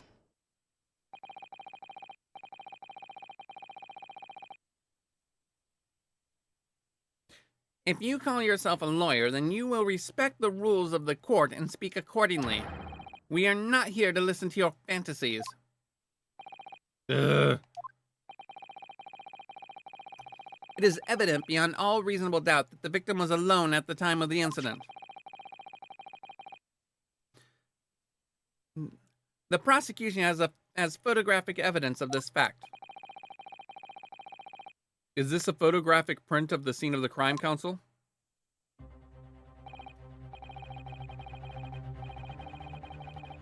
Indeed, of the table which the victim was dining at. Indeed, of the table at which the victim was dining, taken by an investigator immediately after the incident. As can plainly be seen, there is only one place set. Certainly, based on the appearance of this print, it would be reasonable to conclude that the victim was not in the company of anyone else.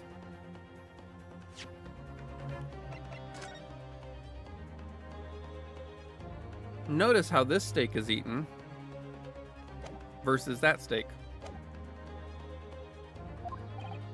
Ugh. This doesn't make any sense. The court will add this new photographic evidence to the record. The photographic print of the crime scene has been added to the court record. I don't understand. What's going on here? So yeah. Look at the way this steak has been eaten. And the position of that fork. There is more steak eaten here, I think. Let me see. 1, 2, 3, 4. 1, 2, 3.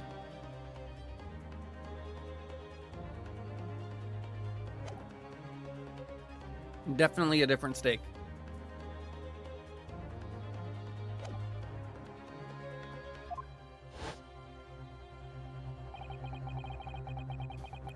It's just not possible that nobody else saw that woman.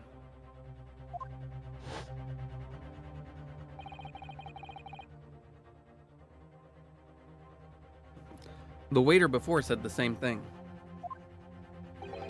He maintains that Dr. Wilson came to the restaurant alone as well.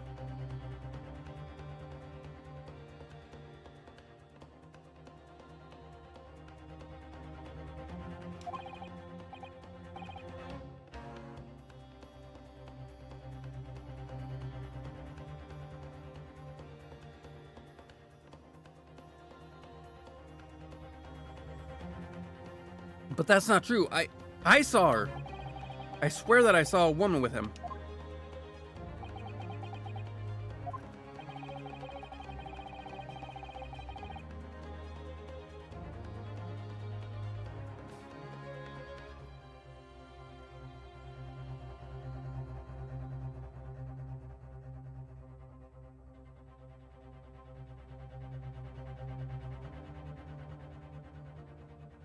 It would seem we'll be able to send that telegraph. Be able to telegraph the report to Great Britain on time after all. The witness testimonies we have just heard leave no further room for doubt.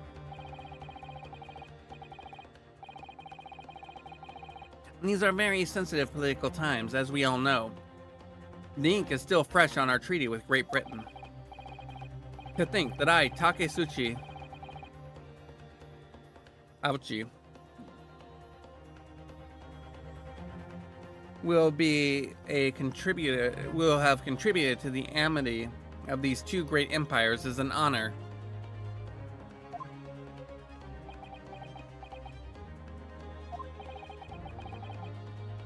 How can this be happening? The judge is ready to rule. Stand tall, Ryunosuke.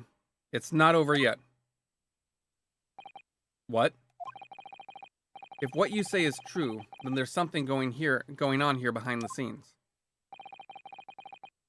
And now is your chance to expose it, to draw out the truth in your cross-examination.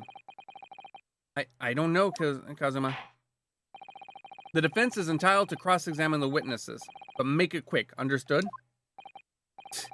Rules can be so unbending at times.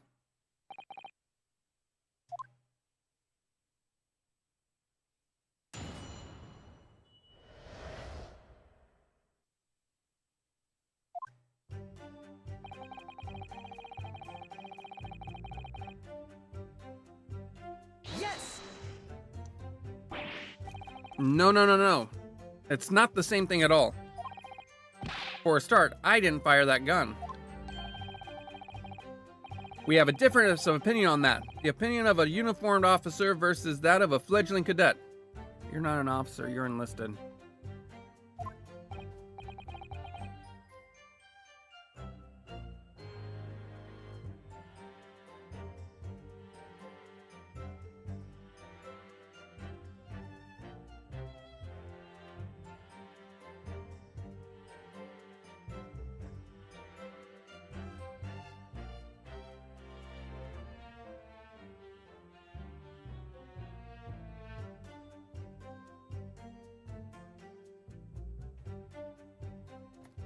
I don't think so.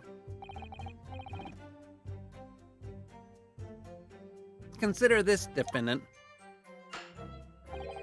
Just a moment ago, I blinked. Did you? Did you see it? Did you see me blink? How could I?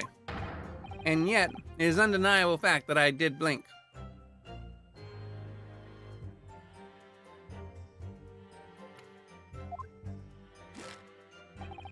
So there you have it.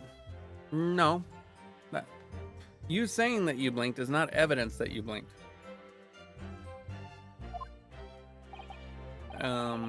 Have what? Attention! The sound of the firearm rang in my ears and the very next moment, I saw you waving the gun at the Englishman.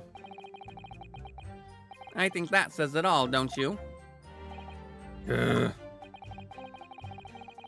And let us not forget that the antique dealer witnessed the accused in the most incriminating position as well. Isn't that so, Koreikura-san?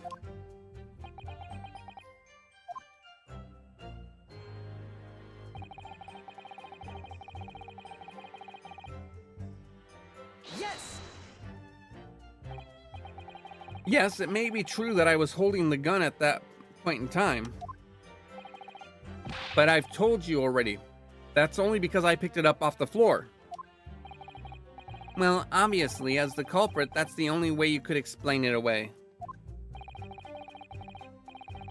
I had just finished drinking my coffee and I was about to leave the restaurant when I noticed a gun on the floor at Dr. Wilson's feet, so I picked it up. How did you not hear the gunshot?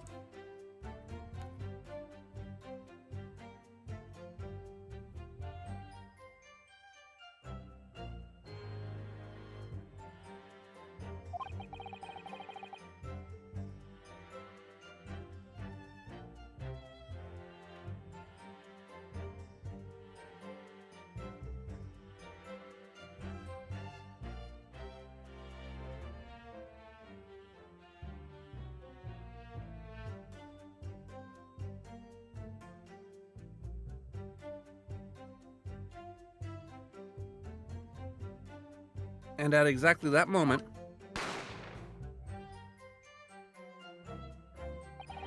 a gunshot rang in my ears. Full of events beyond our control, life is. Full of events beyond life control, life is. I'm sorry, what do you mean?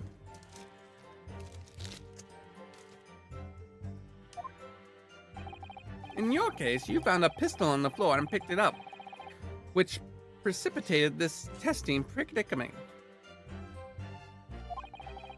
Whereas, conversely, I failed to pick up the Koban from the floor and find myself in an equally testing predicament as a result. I'm sorry, are you gonna die if you don't have the Koban?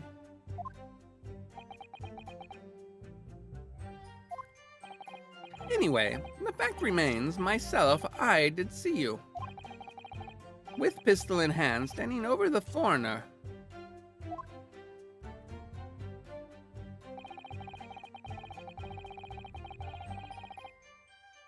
Yes! Okay. You must have noticed someone else at Dr. Wilson's table. There was a lady there. Objection! As you have been at pains to point out time and again. As you have been at pains to point out time and again, I feel I'm growing a callus in my ear. And yet, no one else appears to have caught even a glimpse of this woman. Ugh.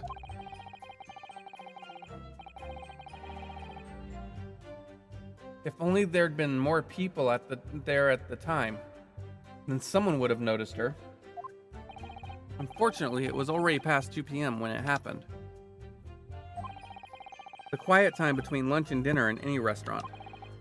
I know, of course the place was almost empty. It's what you'd expect. Certainly, 2 p.m. is neither here nor there in terms of time to eat.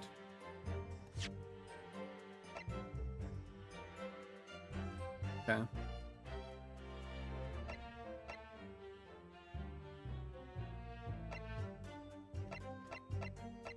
And these two pieces of evidence are at odds with one another as well.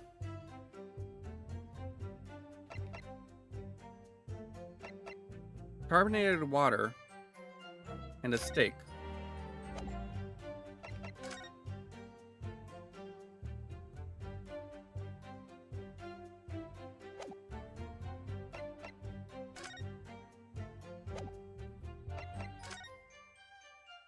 I guess they're the same.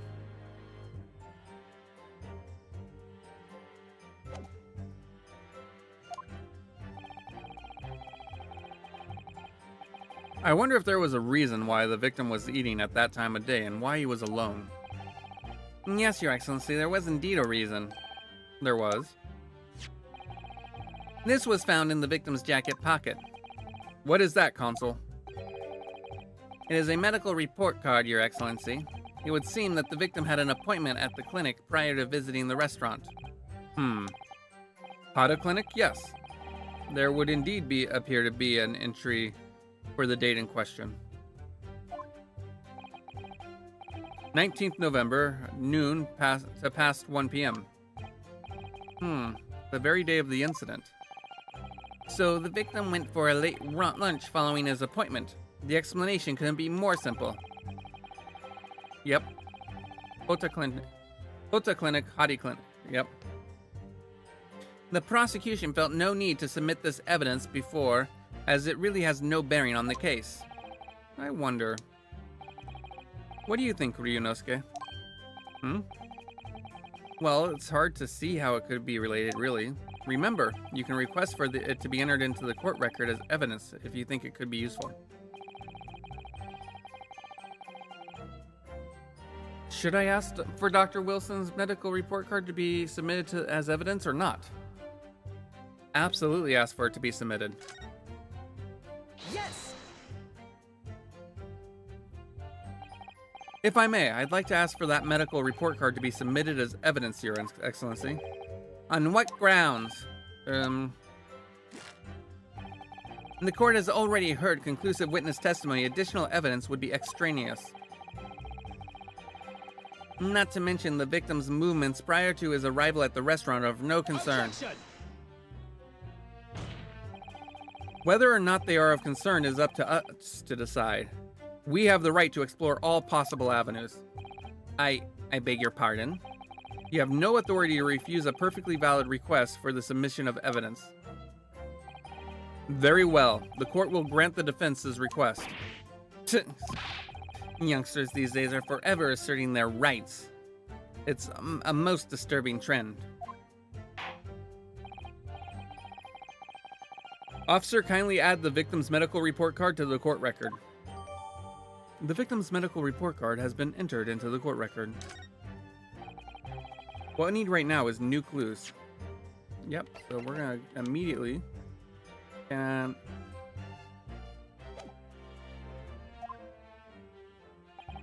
we have to explore things from every possible angle, even if they don't seem relevant at first. Right.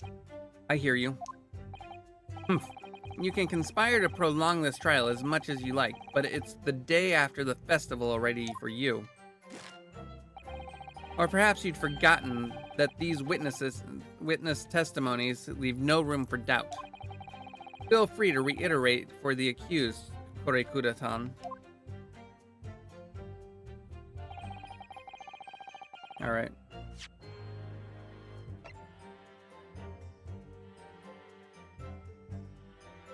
But I want to actually examine it.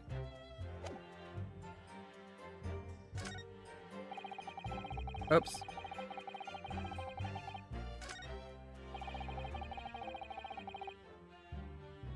Yes! So, you actually saw that with your own eyes, did you? The victim, Dr. Wilson, dining alone. That I did. Forgive me for the position I place you in. That I did. Forgive me for the position I place you in. So, the testimonies of the old man, the soldier, and the waiter all agree on that point. Isn't that interesting?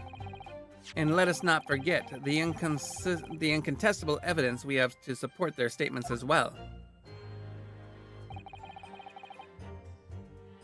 As can clearly be seen, there is only one single beefsteak on the victim's table, a meal for one. No. The antique dealer and sergeant, yep, who testified before, it's not impossible. It's not oh. Okay. The antique dealer, the sergeant, and the waiter who testified before. It's not impossible they're all lying. But why? But if so, then why? If I'm perfectly honest, I have absolutely no idea.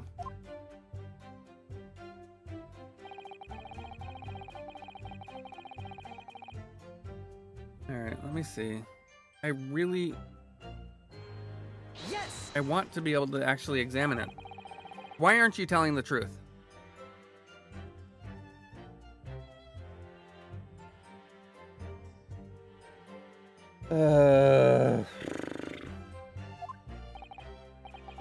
What did you say, Cadet?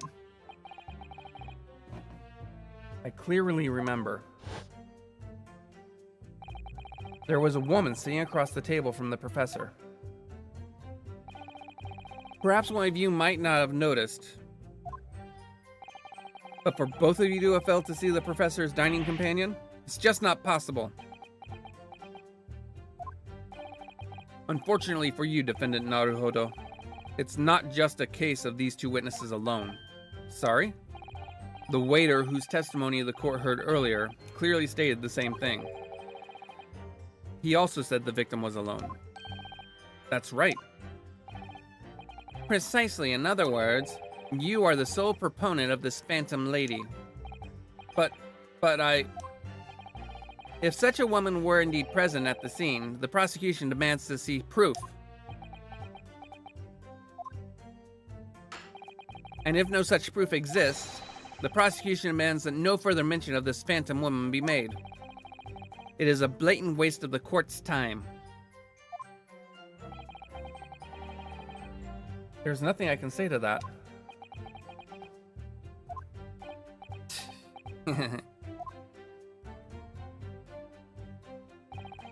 Excellent work, Ryunosuke.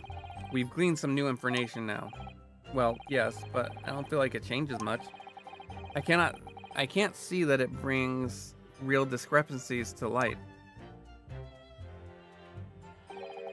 I won't be so sure. Let me see that medical report card you got before. The one that I've been trying to look at? Oh, you mean this? Yes, this is a brand new piece of evidence. So perhaps we should examine it in a little more detail. How exactly? You'll notice that some pieces of evidence bear a magnifying glass. These are the ones you may examine. Press A, and you can take a closer look at the piece in question. Use the right stick to navigate. Okay. To rotate evidence in all directions, examine it from all angles. By using the left stick,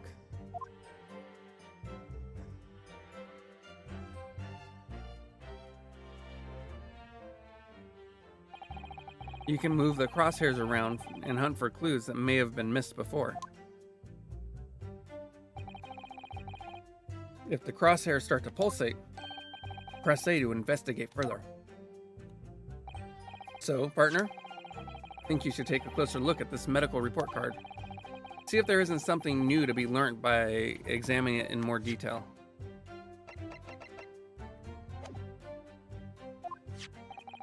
All right, I'll see what I can do.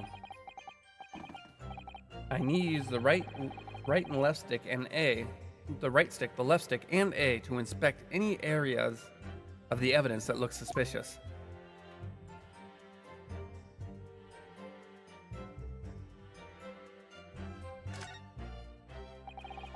It looks like the medical report card was first issued quite some time ago. It's probably a record of long-term treatment. That's why with a family doctor, I imagine. Well, I can't imagine. I'm going to a doctor. I mean, as long as I'm alive, I'm never consulting one.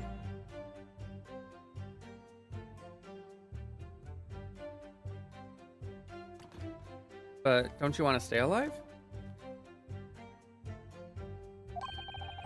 Well, if you were dead, there'd be no point. So, you don't like doctors then? Why would you? They make you drink horrible tasting medicine, they give you painful injections, and then they demand lots of money from you for the privilege, all when you're at your lowest ebb. You sound like a model patient, with a bad case of stubbornness no less, for which the only cure is very bitter medicine indeed.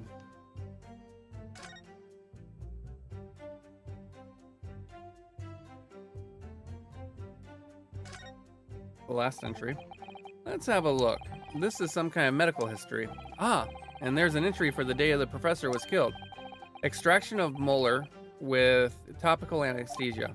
Extraction of molar? You mean he had a tooth taken out? It would seem so. Just before the incident, he had a bad tooth removed. Perhaps they used laughing gas. That's the most modern practice in the West for pain relief. Yes, I've heard of this anesthesia. although it's hard to believe there's anything that can actually stop you feeling pain. Ah, there's a cautionary note from the medical practitioner as well. Strictly no food or drink beyond water for 3 hours post-procedure until anesthesia effects have passed. Really? Sounds like information worth bearing in mind. Yeah, it's kind of like, that's what I was looking for.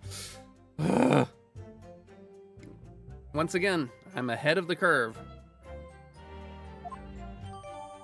The medical report card's information has been updated in the court record. With this new information, the meaning of that one particular statement totally changes. So I think it's time we listen to the testimony again, don't you? Definitely.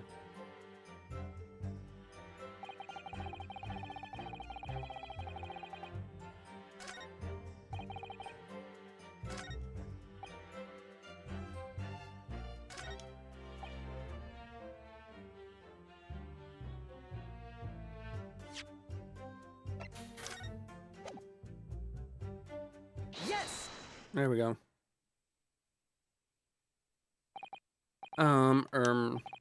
Well, I think, what are you wittering about, lad? What are you wittering, lad? You call yourself a lawyer? Actually, no, I don't. I wish I could, but first and foremost here, I'm the accused. Ryunosuke. Everyone stumbles on their words occasionally. Under the circumstances, I wouldn't worry about it. Thanks, Kazuma. I could see it quite clearly in that cross-examination you just carried out. When you raised your hand straight up like that, so purposefully, you knew exactly what it was you wanted to say. Don't feel like you have to choose your words carefully. Just say what you're thinking. All right. And thanks for the advice.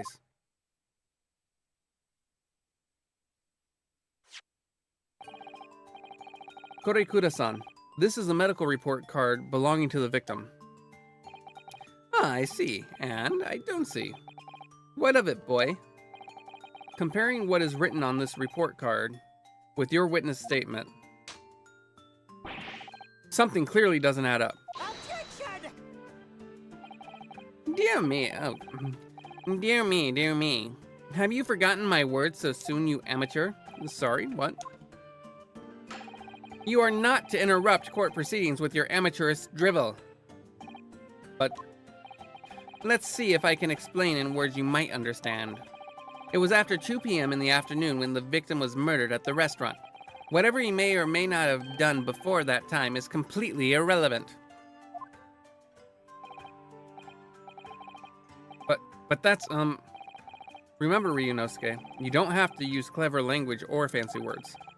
Just make your point. Your Excellency, I believe we're finished here. There is surely no need to prolong this trial further. The witness testimony to the court have been clear and concise. This medical report card has no bearing on the matter at all for the simple reason that there is no one else besides the pale-faced pupil who could possibly have...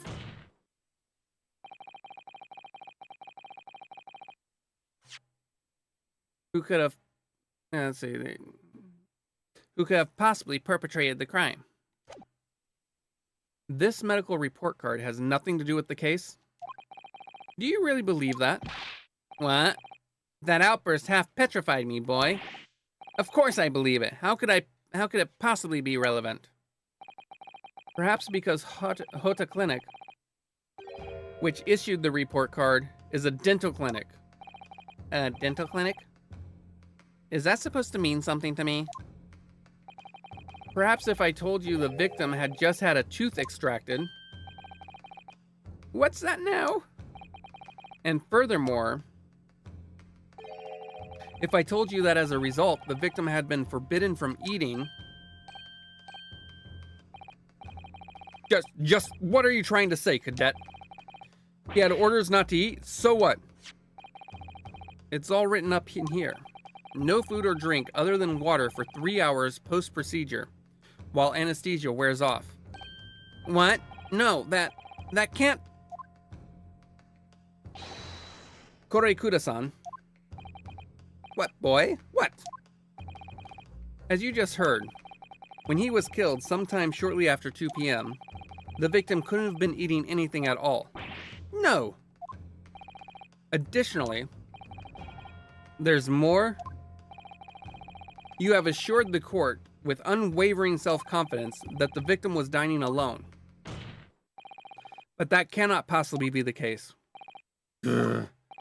Because the victim, as we now know, had just had one of his teeth extracted and was still experiencing the effects of the anesthesia. Expertly done, partner. Objection! What? What is this nonsense, you little upstart? These are baseless accusations. Just look at this photographic evidence. You can clearly see the plate of food at the victim's table. Objection! Use your head. That's the very discrepancy we're talking about. Or can't you follow the logic? How dare you?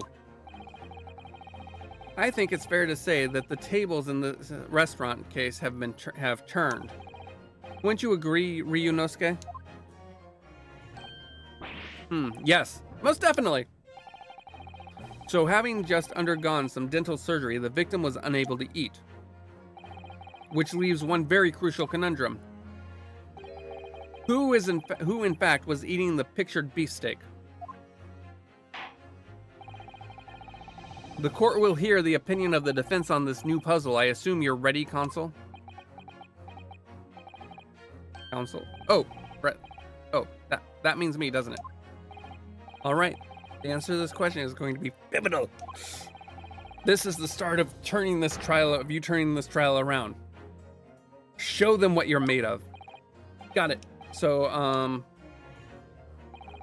the person eating the steak at the victim's table must have been an as yet unknown third party.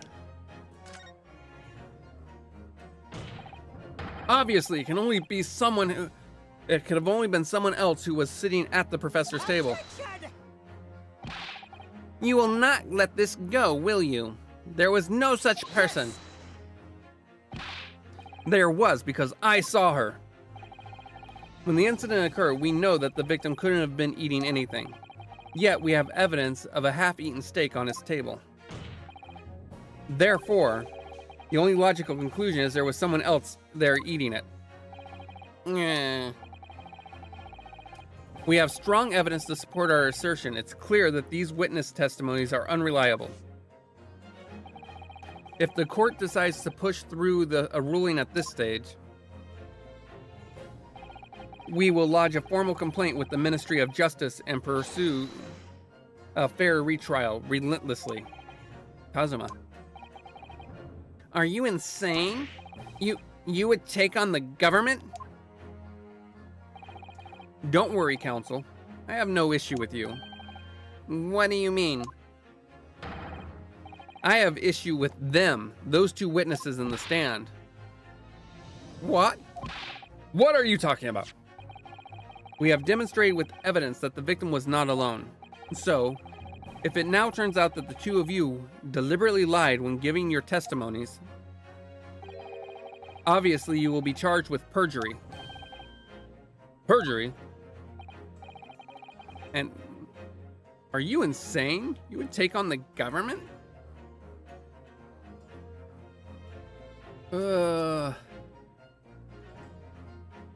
And since this is a murder trial, you will also be deemed complicit in the killing. Complicit in murder? No!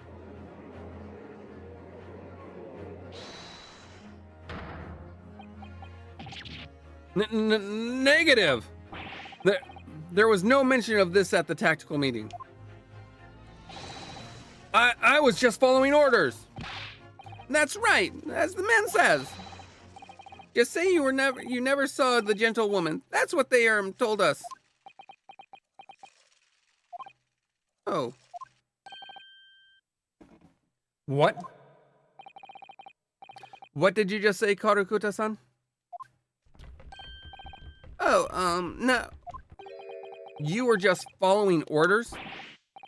Now hold on, lad. I was, say you never saw the gentlewoman? Grr. When you say gentlewoman, do you mean you saw the victim with the lady from overseas? What? Objection! What is the meaning of all this? These witnesses gave false statements?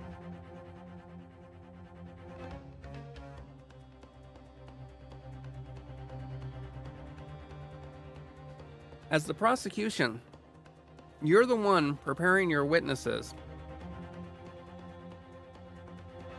So, it had to have been under your orders that they gave these false statements. Is this true, you pair? Just one. Just one simple slip of the tongue.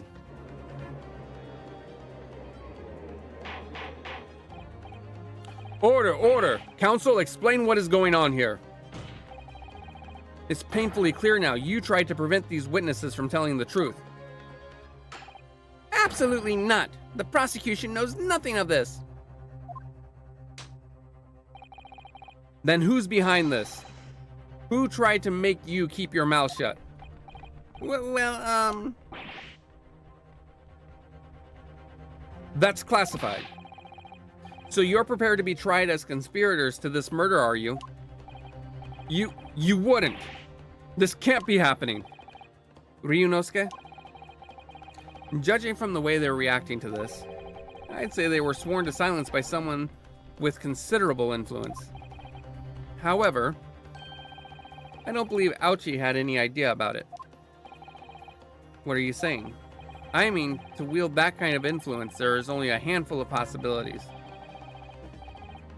It could have only been the government, the military, or the police, I suppose.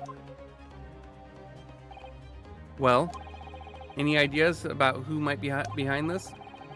If we can affirm who tried to silence these witnesses, then we can continue our pursuit. So we need to name whoever it was that tried to make the witnesses keep their mouths shut. Of course, we'll need evidence before we make any firm accusations. Evidence to prove whoever it was really did wield his or her power here. But how? How can we possibly? Remember how we made progress before? We examined this piece of evidence in more detail and found a new clue as a result. Oh yes, that's right. Well, that's not the only piece of evidence we have, is it? Let's see if it will actually let me do it without it. Examine, nice.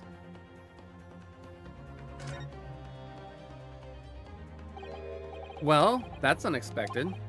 What is it? What is? Look, do you see it says the witness's name here?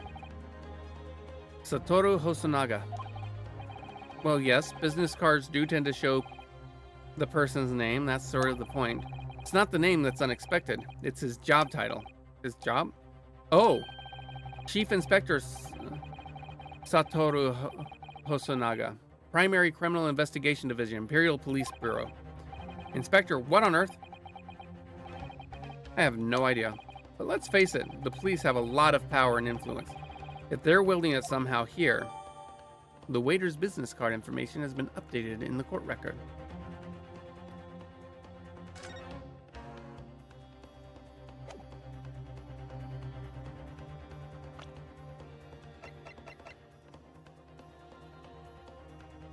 I see. I wonder, wait, let me go back.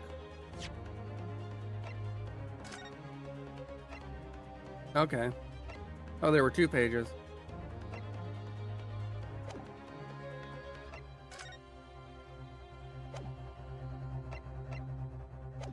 Okay. We need to re-examine everything and make sure there's nothing we've missed. There's no time to lose.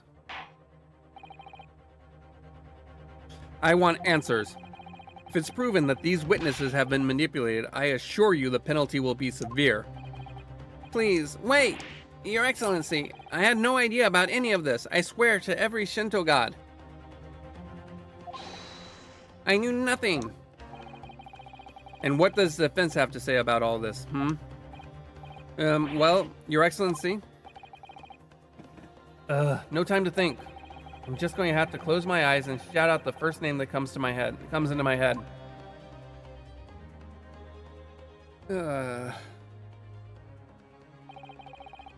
Besides the prosecution, the only person with the necessary influence to manipulate the witnesses is...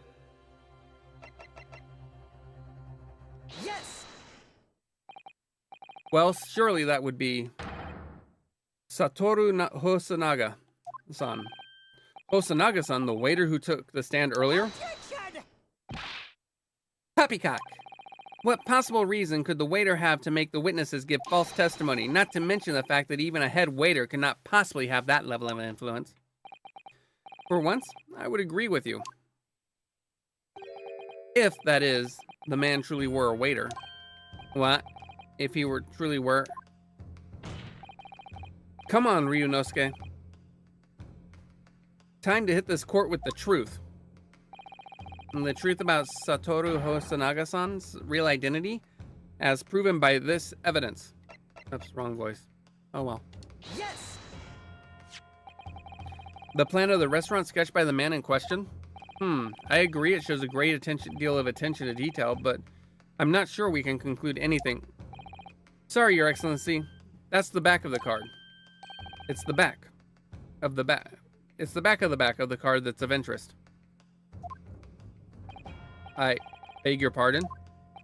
Or perhaps I should have said the front. Yes, it's the front of the back that of...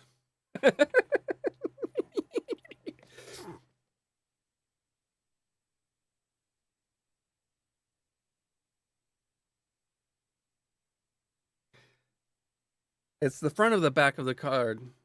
That's where the telling detail is.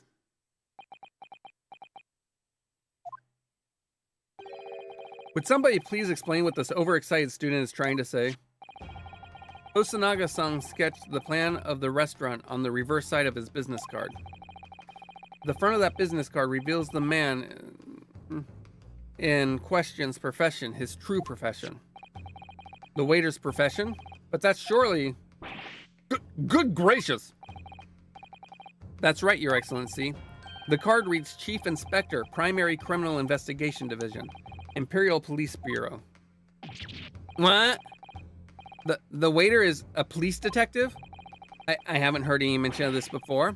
Why haven't I heard any mention of this before? The Imperial Police Bureau has immense power, absolute power as far as regular citizens are concerned. So, witnesses there in the stand, was it in fact the waiter who gave you your orders? Was it he who told you not to mention that you'd seen the foreign gentlewoman at the scene? Well...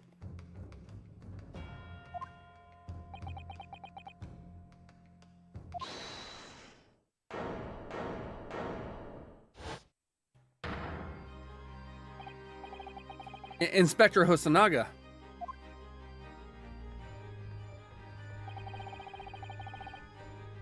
I was worried something like this may happen. The moment you asked me to submit my sketch as evidence, I realized it was a possibility.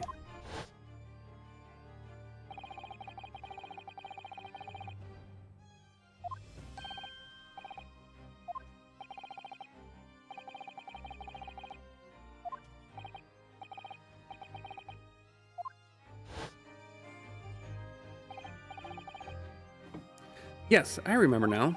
He did act strangely when the judge asked him to hand over his business card. I strive to carry out all investigations flawlessly. It's my guiding principle.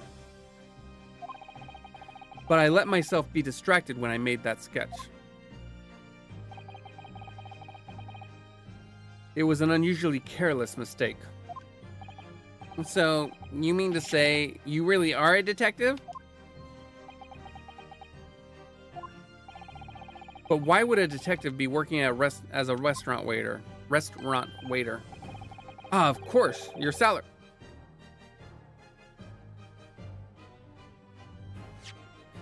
Ah, of course, your salary must be terrible. I was working undercover. Undercover? Yes, there have been a series of incidents at the restaurant recently. In order to investigate, I decided to get a job there as a waiter working undercover. Incidents at the restaurant. What kind of incidents? That would be classified police information, which I am not at liberty to divulge. However, I can state categorically that they are unrelated to this case of homicide. Very well then, Inspector Hosanaga. But you will elaborate on one point for the court. Of course, Your Excellency. We have just heard new information from the two witnesses beside you. That at the time of the shooting, there was in fact another person present at the victim's table. If that is indeed true, clearly you would have also been aware of this person's presence, having served at the table in question. However, your testimony did not allude to this other diner. Therefore, I am led to assume that in your professional capacity as a police officer, you required these witnesses to be in agreement.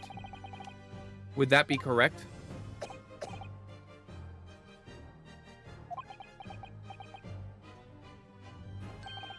Correct, Your Excellency.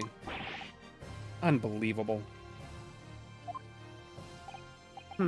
As I suspected.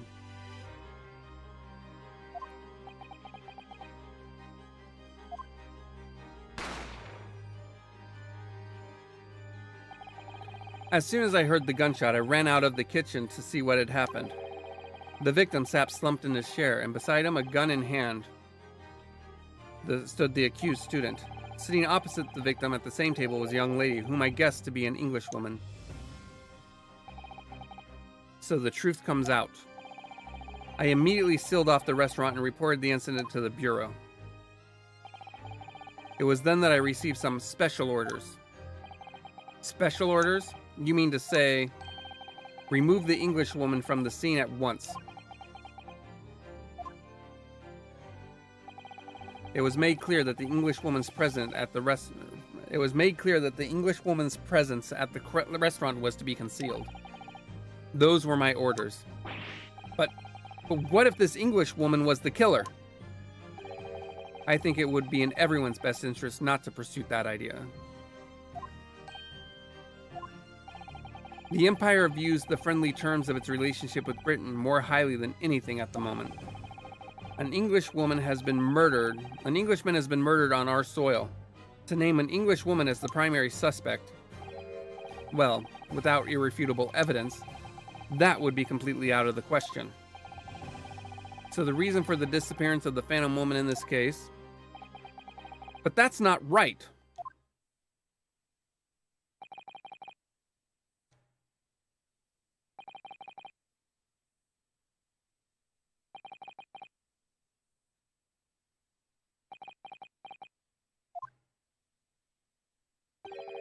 One possibility does spring to mind.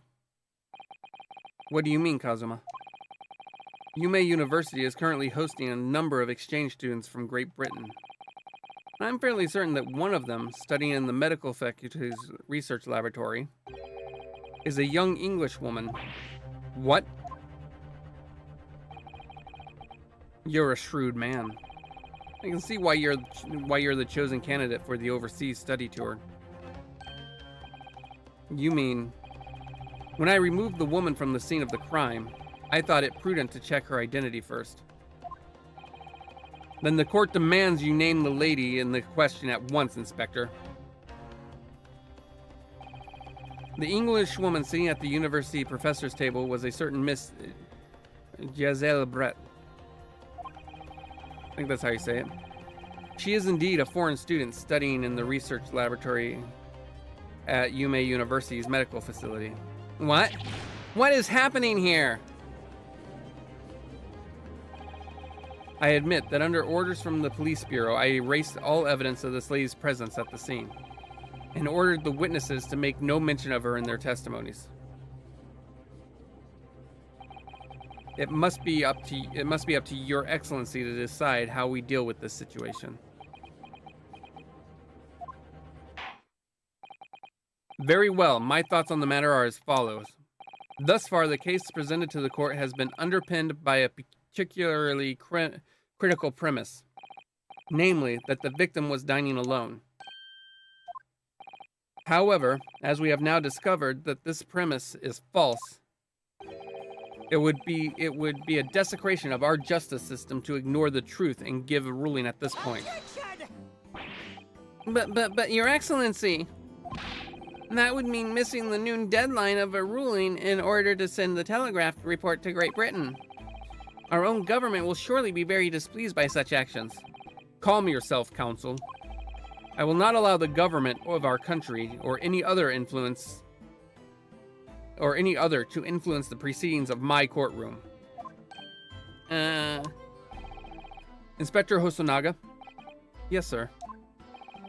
You will locate this Giselle Brett and escort her to the courtroom with the utmost urgency. At once, Your Excellency.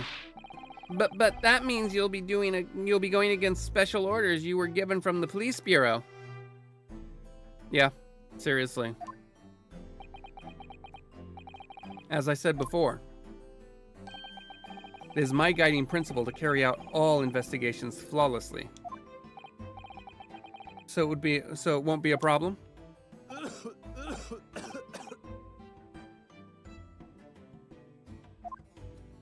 Provided I don't die from tuberculosis first, nothing will get in my way.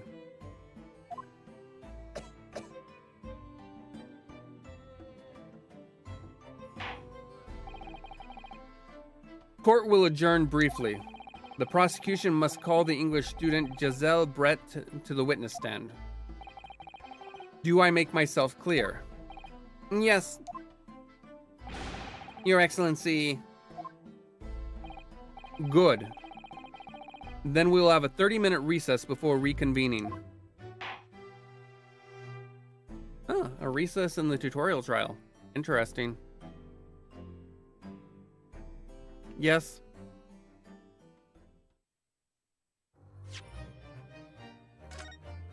In fact, we had a very...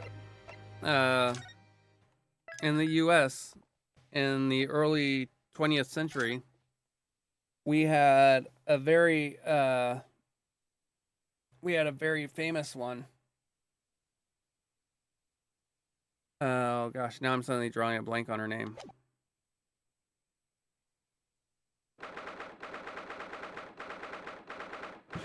There was the first known instance of an asymptomatic carrier of TB. And I can't remember her name now.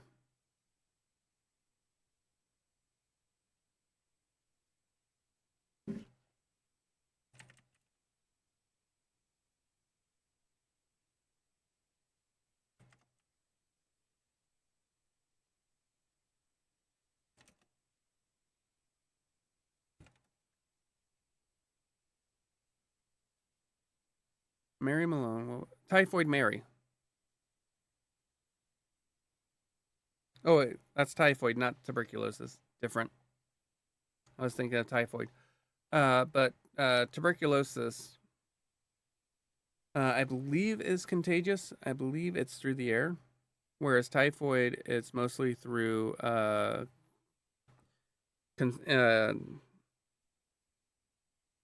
wounds and the like.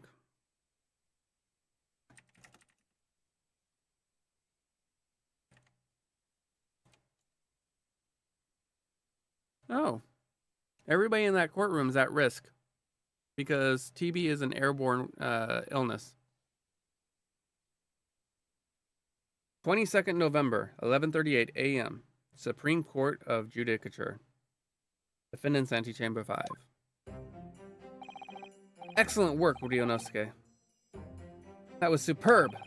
My heart was in my mouth the entire time. That's why I had so much trouble talking. It was almost unbelievable. I mean, looking at you in there. You were drenched in sweat, your eyes popping, your knees knocking, and you were grinding your teeth. It was a grim sight before I knew it. You started finding inconsistencies in the testimonies. I think you might have a natural talent for being a lawyer. Forget it. It's terrifying.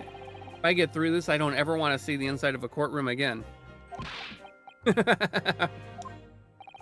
Anyway, it looks like we've exposed your Phantom Lady at last.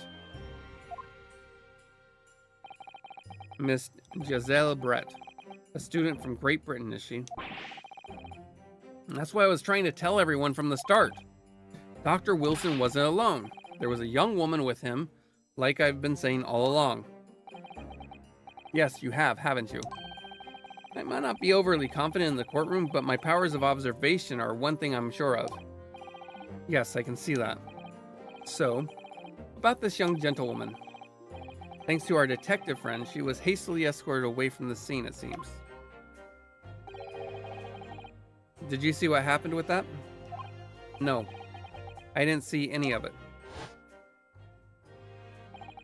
I was just on my way out of the restaurant myself. Then, on the floor next to Dr. Wilson's table, I noticed there was a gun lying on the floor. Did they seriously say on the floor? I noticed there was a gun on the floor.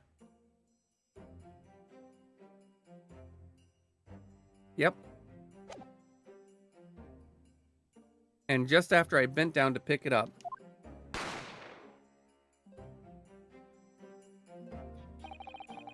I didn't have time to think about where the sound of the gunshot had come from. The waiter ran over to me, looking as white as a sheet, and he bundled me into some sort of small pantry next to the kitchen. Fast thinking by the detective, he apprehended his suspect without a moment's delay. Yes, and because I was shut in the pantry, I have no idea what happened outside in the dining area.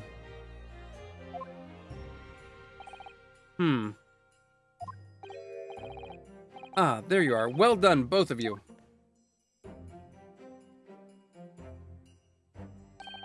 Professor Mikotoba. Well, it seems I was right. The pair of you make an outstanding team. You've exceeded my expectations, I have to say. Yes, it seems you planned this from the start. You arranged things so that I wouldn't be able to act as a lawyer in this trial. Our modern country is still in its infancy. Our justice system even more so. Which is why, I firmly believe that we need to send our brightest young stars overseas to learn all they can. I wanted to avoid a situation that might have resulted in your study tour to Great Britain being cancelled. Well, it makes no difference. Lawyer or otherwise, if I'm the kind of man who can't help his best friend avert the worst crisis of his life, I shouldn't waste everyone's time by going to study overseas anyways. What are you saying, Kazuma? So that's your stance. I was afraid you'd feel that way. Kazuma? Well, then it looks like it all comes down to you, young man. To me? Yes, you need to prove your innocence and uncover what really took place in that restaurant. I must say, I very much want to know the truth. After all, I have a personal connection to this case. Come to think of it, he said the same thing earlier this morning, didn't he? If you don't mind me asking, Professor, did you know the victim? Yes, I did. As you're probably aware, Dr. John H. Wilson was a visiting professor at Yume. And it was I who invited him. Oh, I see. I didn't know that before. Anyway, you're about to go into battle. The victim was a university professor from Great Britain, and a well-known one at that. Naturally, our government is looking to identify and punish the culprit as quickly as possible. But let's not forget who we're going up against. The gentlewoman whose involvement our police bureau went to extraordinary lengths to hide. Yes, and I'm sure the prosecution will be using every tool at their disposal to quash your case. But I have no doubt that you pair will put up a good fight to the right to the last. Best of luck. Thank you. Now then, I need you to run an errand at the university at once. There's something I think we may need. Of course. Good luck, Kazuma-sama.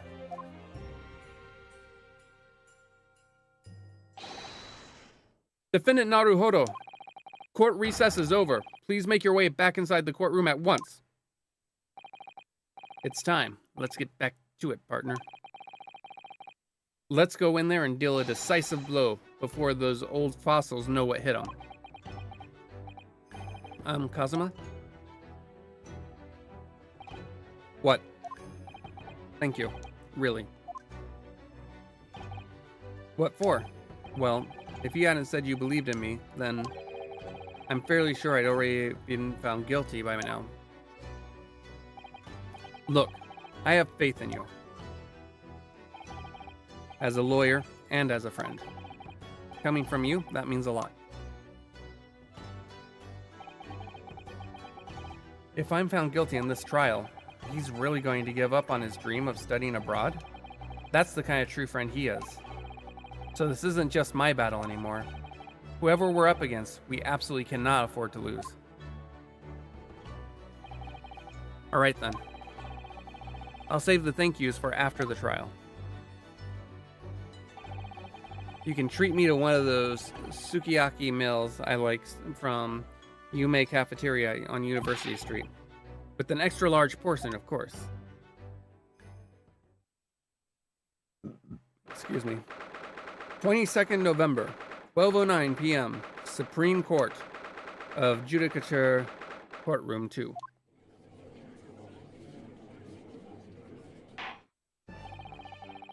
The court hereby resumes the trial of Ryunosuke Naruhodo. Prosecutor Auchi. Have you managed to subpoena the witness? Yes, Your Excellency, against all odds. And thanks to a certain young stripling, the prosecution is now under rather painful scrutiny from the government. Sorry. Let the government scrutinize. That's their job. It's nothing to worry about. It's highly unlikely that the good relations we've forged with Great Britain will emerge from this trial unscathed. Will you still think it's nothing to worry about when the new treaty breaks down and our nation founders?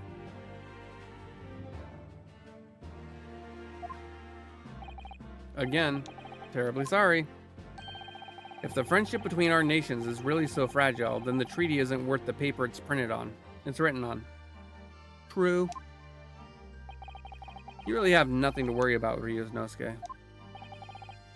What do you mean? A secret trial, anxiety over some foreign government's opinions, a bungled investigation, missing witnesses? Is this what our nation's justice system is? Is this the Supreme Court of Japan or of England? Shut up, you jumped up rookie boy. You and your friend know nothing of the situation our nation finds itself in. By aligning ourselves with this great world power, we'll become strong. Diplomacy has never been more critical. I'm just thinking about 80 years in the future. Steady political maneuvering is what will secure our futures.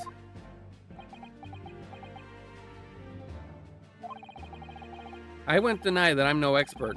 I'm just a student, and one who could arguably study harder too. But standing here now in our Supreme Court, there is one thing that I feel very strongly. A country that fails to uphold the truth of its justice system is a country with no future at all. I'm just going to let this sit here for a moment.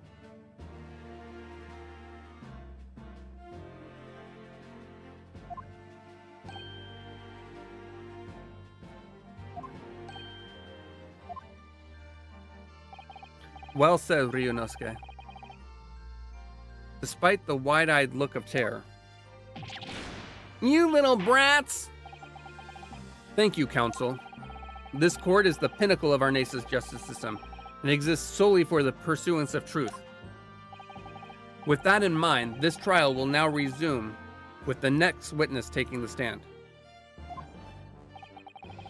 The visiting student from Great Britain, Miss Giselle Brett. Yes. Your Excellency. That was a hard hit.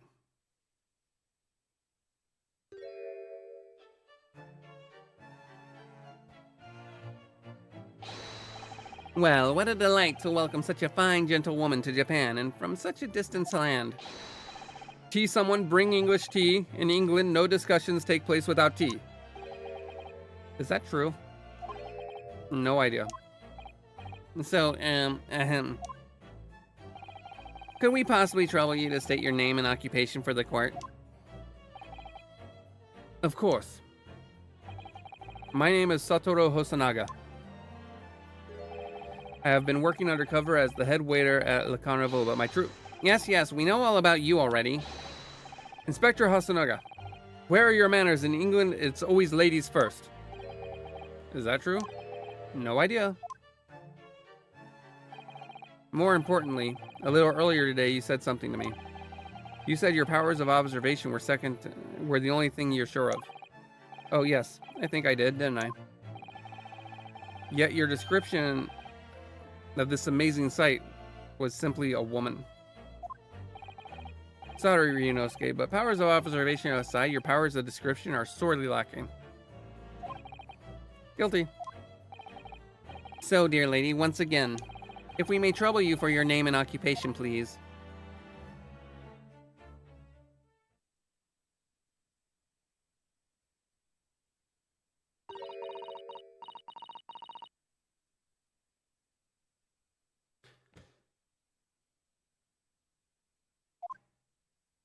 That's an interesting way to show a foreign language.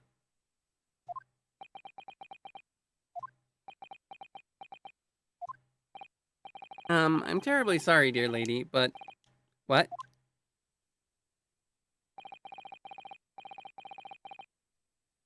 Can you please say it in Japanese?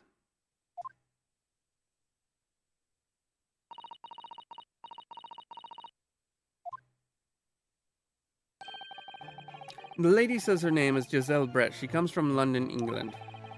She's a visiting research student currently enrolled in Yume University's medical facility. Oh my, what a rare treat to hear the dulcet tones of the delightful language of the British people.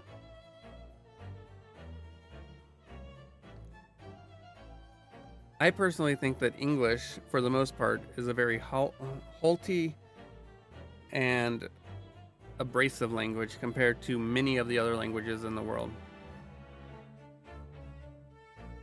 I think second only to the Cyrillic languages. Kiss ass. I'm afraid I don't understand a word you said, but it was as beautiful as a hummingbird's song.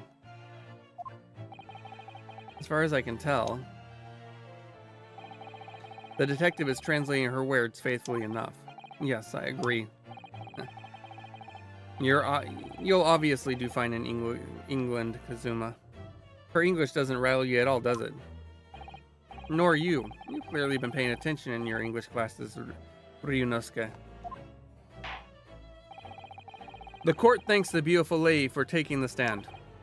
Now, if we may trouble you to confirm something, Miss Brett.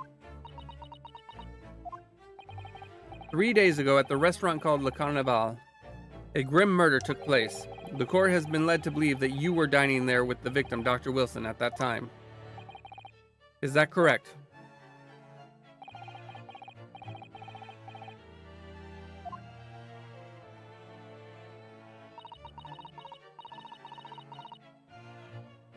We should be able to catch, since our character speaks some English from their English classes they've been studying at university. We should be able to catch some of the language that's being said. She says yes.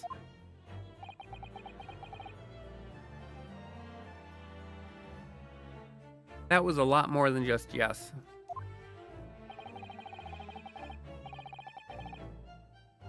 So even though she's studying here in Japan, she can't speak any Japanese.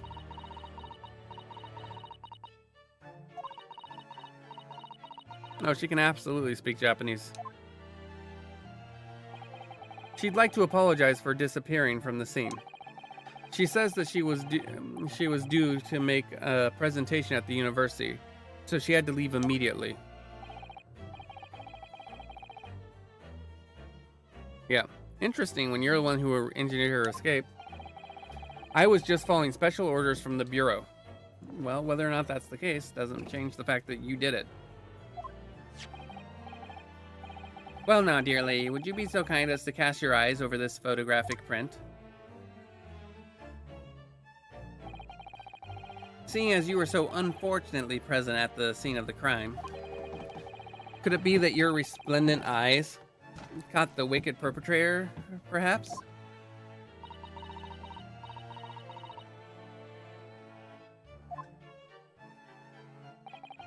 Apparently, it was a very frightening and sorrowful sight. Do you mean to say, yes, it would appear the lady did witness the crime. The very moment when the accused, standing right there in this courtroom, shot the victim in cold blood.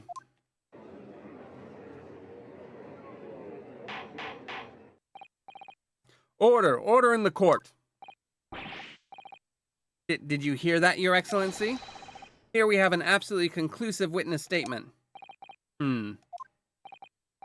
Well, it looks like it's clear now. Clear who our real enemy is.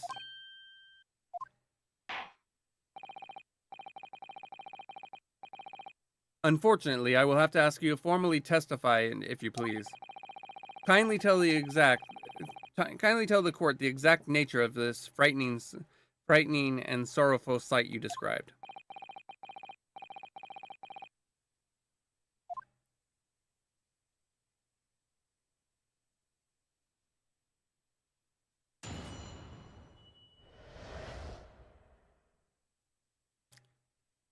A frightening and sorrowful sight.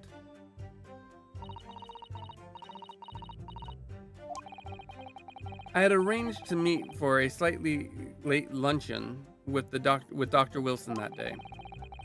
The professor was unable to eat, so I ordered for myself only a beefsteak. After a while, the accused came over to greet the professor, and they got into a fierce argument. Then, not long afterwards, the accused took the professor's gun and shot him right before my eyes.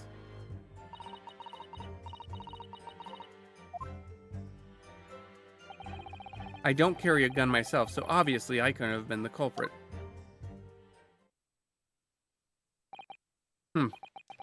This is a condemning testimony indeed. No, I didn't have any kind of argument with the professor at all. Objection! Quiet, you filthy wretch. Look at you, you black-hearted blackguard. And look at the snow-white angel. I'm sure even a dark-minded scoundrel like you can imagine whose words the court's going to believe. Ugh. You're still making the same mistakes, Ryunosuke. You mustn't blurt out when you're goaded like that. That's a lesson you need to learn. But he's so annoying. Not wrong. Of course I was at the scene as well. I took the statement from this lady and the two witnesses who testified before and reported back to the Bureau. It was decided that Miss Brett was not involved, so I let her go.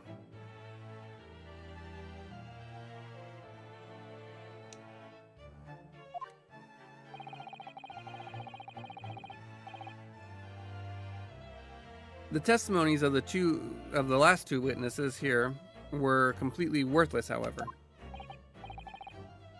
Well, even so. On the day in question, the lady was wearing the same outfit as she is today. As you can clearly see, there's nowhere about her person she could conceal a firearm.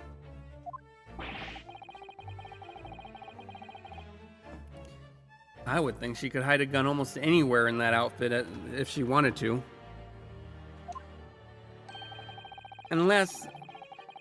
And until the precise location where the witness is to have hidden a weapon can be shown, this is moot.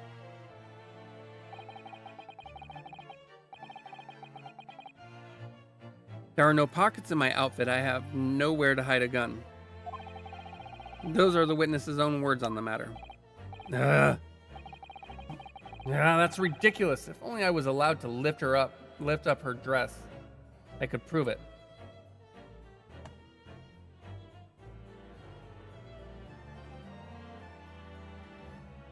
The thought.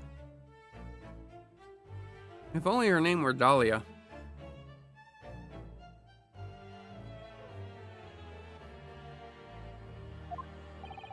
Don't think about doing anything rash, Ryunosuke. If I didn't fire the gun I picked up, there must have been another gun there that day. You're right about that. Which means this lady was hiding a gun somewhere. Yes, that's what we have to prove now. To do so, we will need to pull her testimony apart.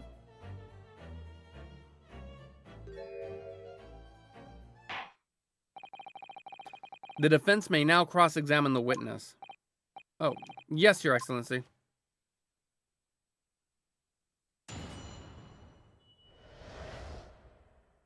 A frightening and sorrowful sight.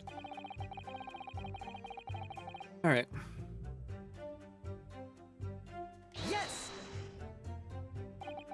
After 2 p.m., in fact. That's really quite a late lunch, isn't it? Objection! You don't keep up with the latest fashions from Britain, do you? Late luncheons are in vogue. Isn't that right? No.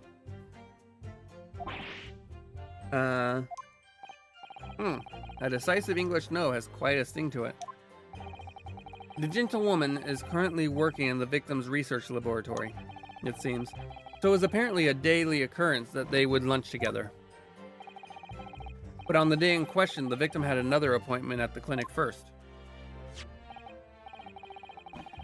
Yes, which we can prove from the medical report card that was submitted as evidence earlier. That's right. Miss Brett and the victim went to lunch following the victim's treatment, which is why it was so late. Yes. That all makes perfect sense. Such wonderful logic. What a shiny example of English intelligence this fine gentlewoman is. So you both arrived at the restaurant. What happened next?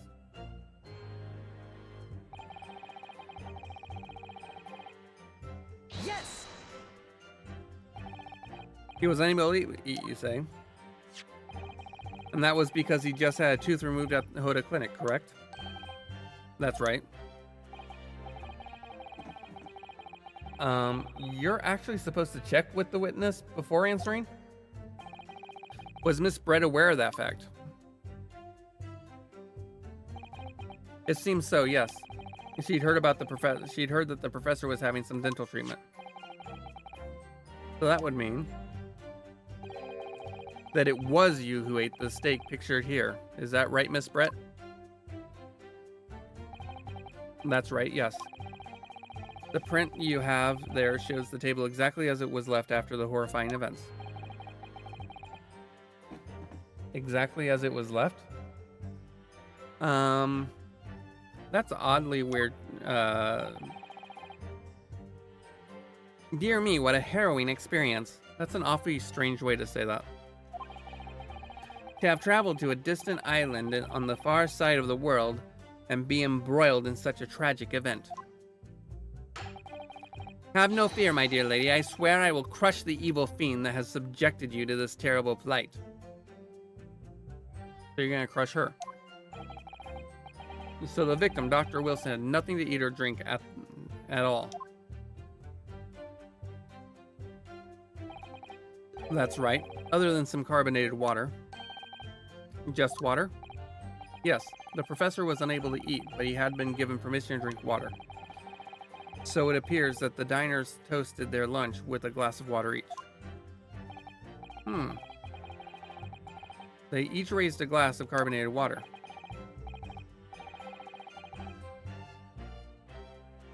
What do you think, Ryunosuke, about the witness's last statement. It's very meaningful. That last statement of yours, Miss Brett, has a profound bearing on this case. Well, well, how fascinating. Do tell us, what is this profound bearing,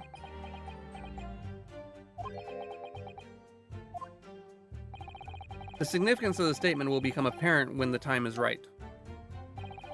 The defense calls for the witness's last statement to be formally added to the testimony. Well, sidestepped, counsel.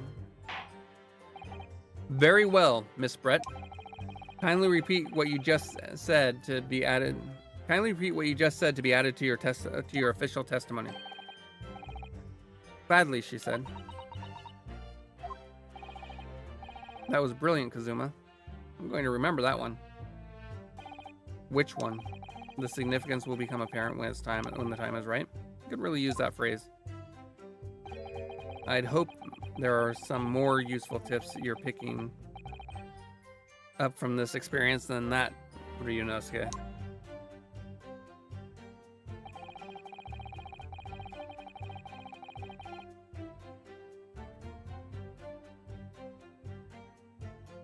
Alright, let's see.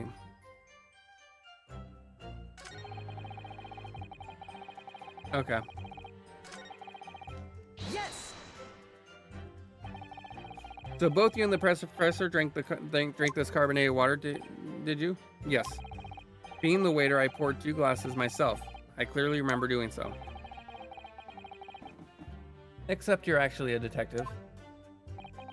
And the beefsteak, that was for you, Miss Brett?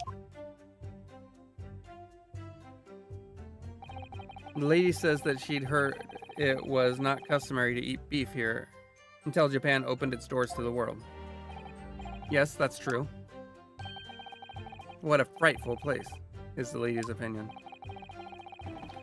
And I've heard it's not customary to eat sashimi in Great Britain. Now that's frightful. Every country has its own cuisine. As long as people have food to eat, what does it matter what it is? True. Come to think of it, the first time I tried carbonated water, it was much more of a shock than the first time I tried beef. But anyways, back to the witness's statements. Somehow, I feel like there's something out of place in what she said, what she's saying. We need to pounce on even the slightest thing now, because you never know what might lead us to our goal. Our goal of turning this trial around. Understood, Kazuma. Okay. We are just going to go on ahead and present this photo. Yes.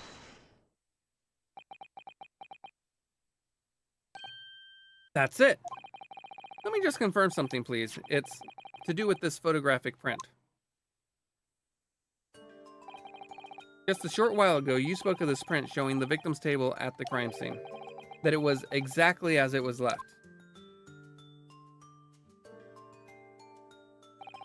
That is correct, the lady says. Well, that is, it's odd, very odd. Dear me, what's odd is the defense's inability to express itself. Ugh. Ryunosuke, what is it about the print that looks odd to you? Well, obviously, it's the cheers. The cheers. Miss Brett just told us that she and the professor said cheers over a glass of water. But if that's true, there should be 2 glasses on the table, not 1.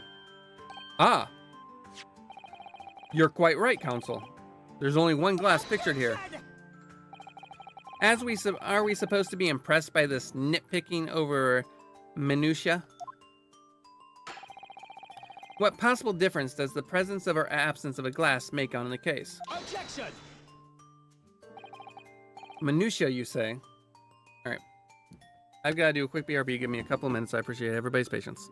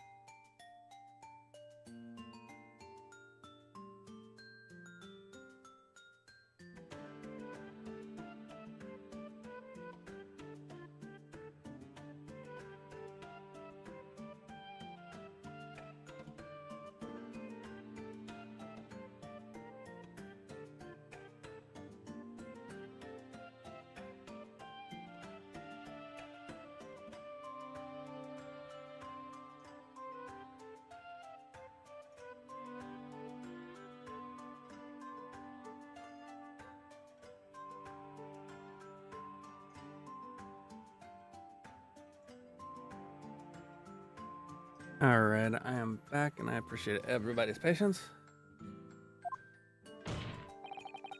Could it be that the detective here removed the glass from the table to conceal the lady's presence? Of course not. I would never do something so reckless. But there should have been 2 glasses on the table. Or are you going to try to tell me you can clink with only one? You're quite right. I certainly took 2 glasses to the table.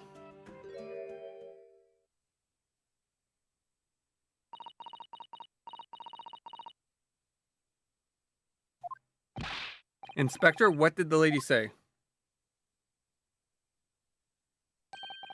It would seem that if it was Miss Brett who took the glass from the table.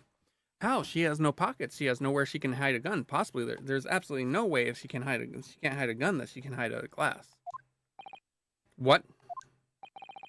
It was all so terrifying. Everything happened. I panicked and thought I should try to hide the fact that I'd been here at all, she's saying. Mm-hmm. Good gracious.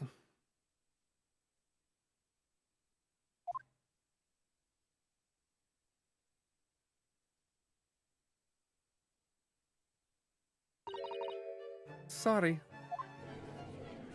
Sorry. There, as I assured the court before, this is of no consequence at all. Oh, please.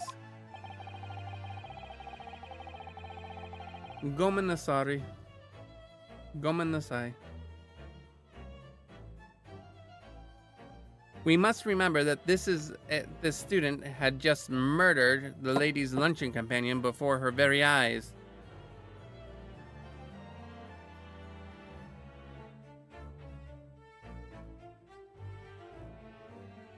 What? What, Pokey? Who could blame her for concealing a glass or 2 in her state of disarray? That's absurd.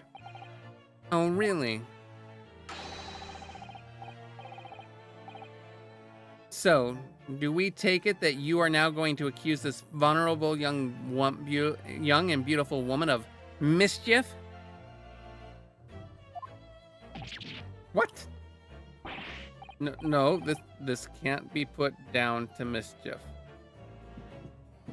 Yeah, no, can't be put down to mischief. What the? I'd like to know exactly how the lady took the glass from the scene. That's the question.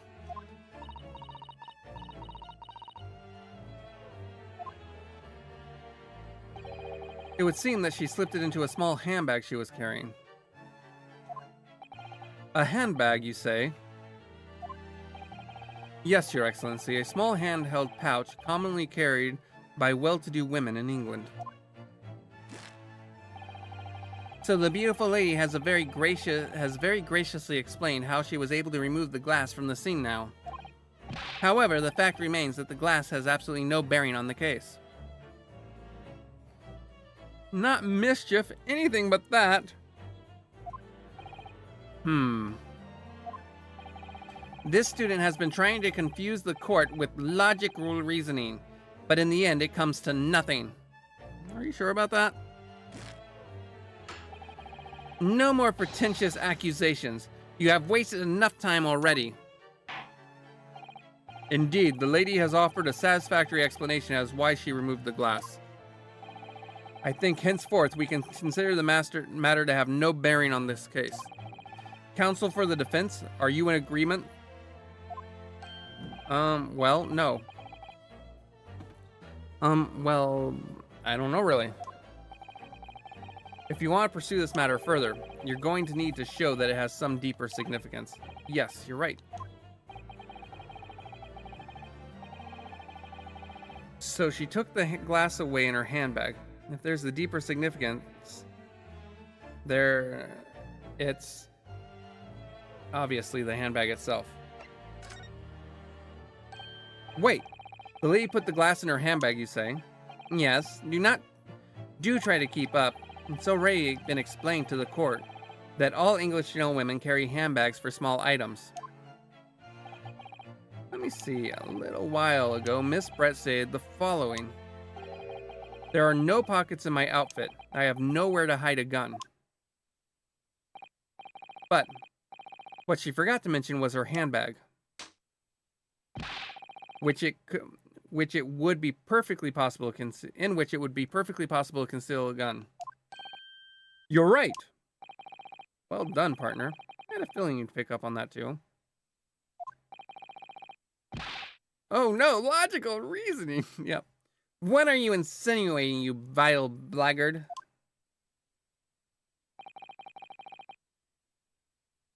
It's really very simple. The gunshot we heard when the defendant picked up the gun from the restaurant floor, as he didn't fire that gun, we can deduce there must have been another firearm at the scene. The true murder weapon, if you will. You can't seriously be suggesting, Inspector Hosonaga? Yes. Did you or did you not search Miss Giselle Brett's handbag on the day of the murder? No, sir. I did not. As I thought. In other words, another gun, the one that was actually used to kill the professor, could have been hidden in Miss Brett's handbag. No! Order, order, order. What is the meaning of this, Inspector? The meaning of what, Prosecutor Ouchie? Why on earth did you not have the lady open her handbag and show you the contents at the time? Thanks to your bungling incompetence, now she has to endure these uncomfortable accusations. Brilliant work, partner. Now we have a chance to expose the real woman behind the mask. Do you think so, Kazuma?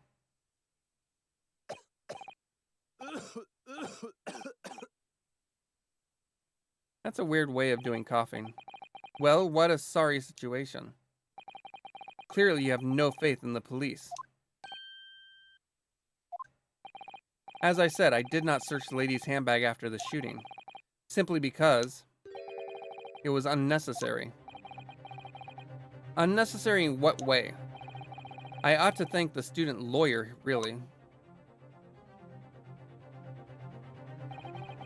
I have a piece of evidence here that I had completely forgotten about. This photographic print.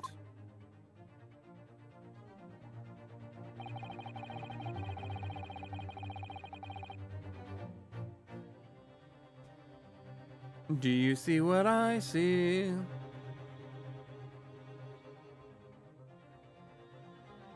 That I thought would be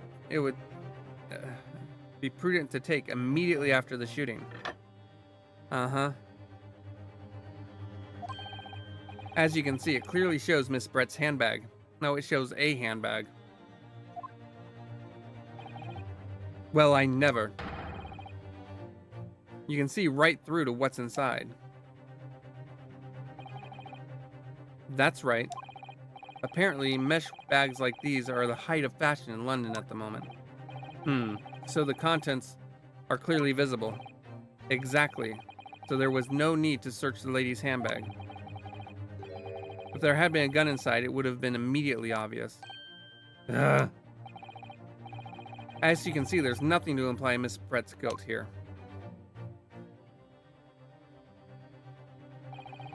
Thank you for helping to prove that, Naruhodo-san.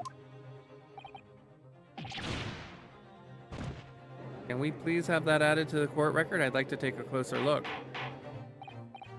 Order, order! Inspector Hosonaga, you will submit the print as evidence at once. Certainly, Your Excellency.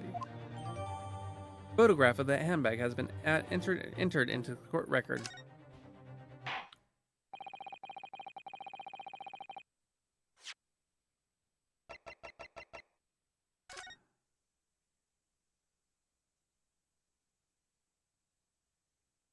Isn't that interesting?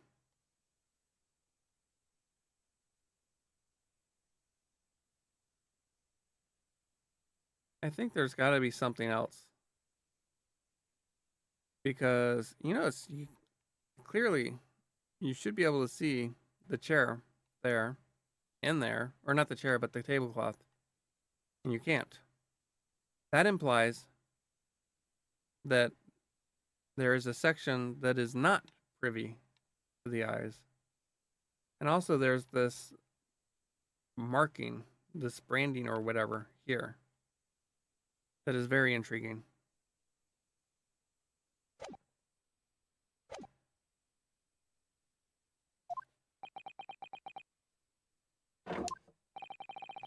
The court has now been shown considerable evidence,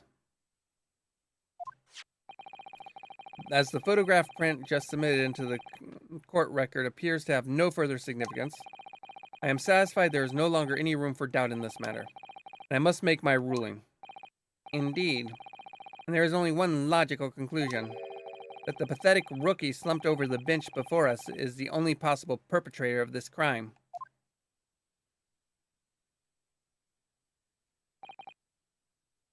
No.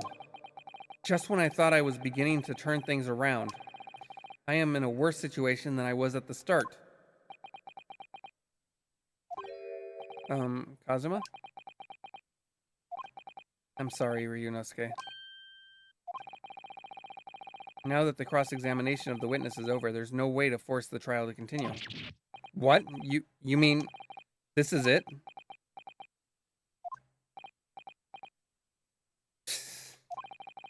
I must say you put up quite a fight for a rookie student, but the weak are meat while the strong eat. You are wasting your time. There's no way to defeat true justice. That's because of his cords of steel. A fact you can chew on to your heart's content from the inside of your cell. This can't be happening. Am I really going to be found guilty of a crime that I didn't commit? And Kazuma, his dream of going to study in Great Britain will slip through his fingers. Kazuma, what? Is there really no chance now of turning this trial around? You heard the judge. There's nothing about that last photograph the detective produced that we can contest, which means there's no basis on which we can argue for the trial to continue. Very well. I will now proceed immediately to the ruling. It seems we'll be able to report to the British government on time after all. That smug little Ryunosuke Naruhodo. Having considered all the evidence placed before me, I hereby find...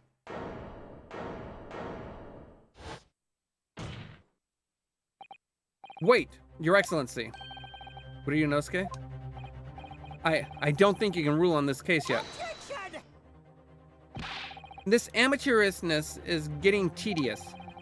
When His Excellency deems the trial is over, he gives his ruling. That is the most basic protocol of the courtroom. Yes. Your Excellency, just a moment ago you said this. As the photographic print just submitted appears to have no further significance, there is no longer any room for doubt in this matter. I must make my ruling. Now that means that if there was a problem with this evidence, some significant detail I mean, then the ruling on the case at this time would be out of the question. This is blatant straw clutching. Look at this photographic print. It shows the handbag the gentlewoman was carrying on the day in question. There's no problem with this evidence. You'd better know what you're doing, Ryunosuke. I understand your objection, counsel. Certainly the new evidence submitted by the detective has not undergone the court's scrutiny. However, I fail to see how we can glean any new information from this handbag.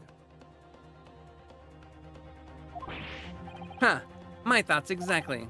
Really, the prosecution is becoming tired of this rookie's desperate wheezes.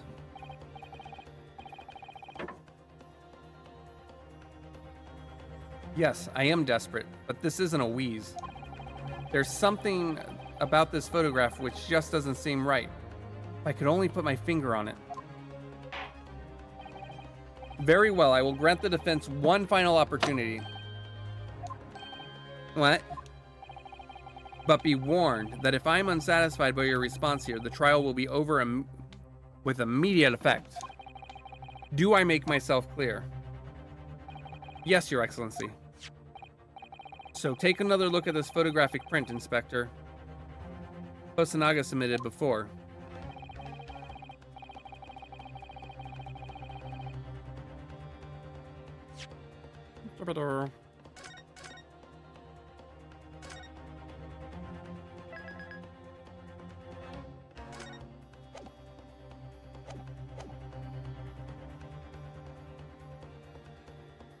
You will identify for the court where in this print we see the significant detail to which you have alluded.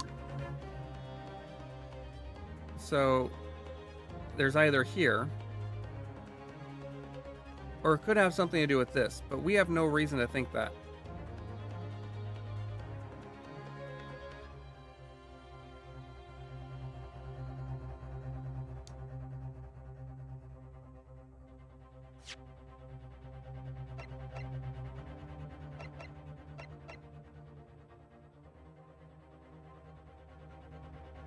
Yeah. Yes! Just here. Nope. That wasn't it.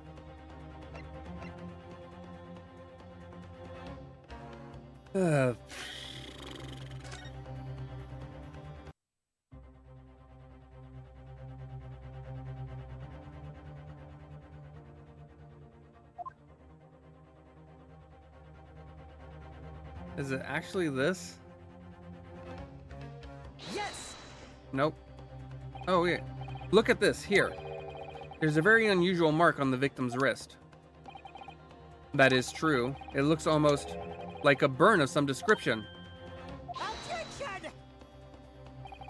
Dear me, I was pondering what new piffle you would come out with.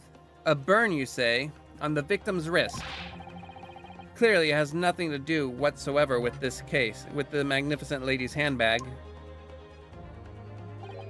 Yes, that is a burn mark. You're right.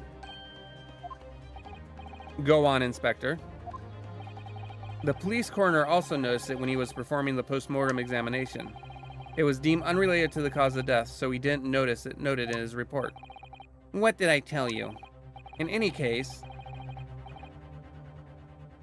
we have no idea when the victim suffered the burn, do we? And no possible way of knowing either. The more I look at it, the more I find myself intrigued by the curious shape of this mark. However, as Prosecutor Auchi points out, unless a firm connection to the case can be shown, I cannot allow any further time to be spent on the precise details of this burn.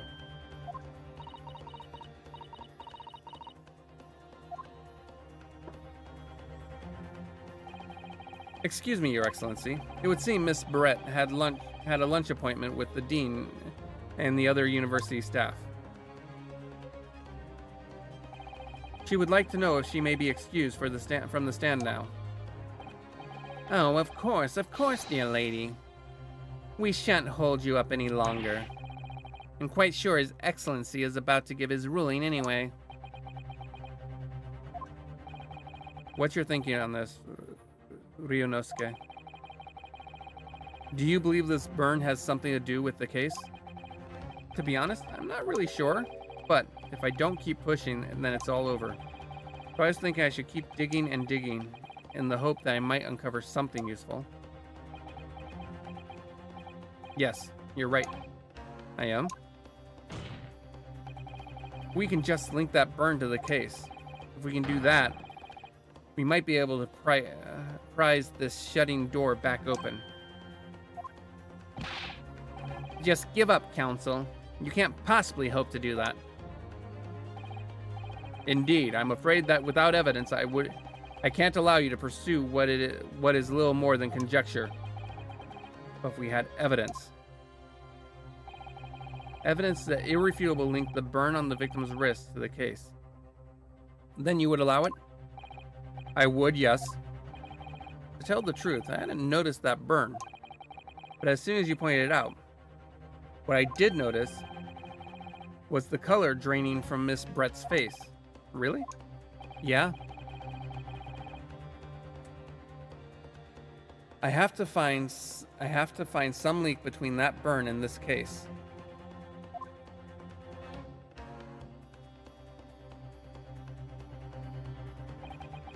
This is the moment of truth. It's time to find some evidence that proves what that burn really means. So then, the defense will now present its evidence to the court. The evidence that demonstrates an inexorable connection between the victim's burn and this trial.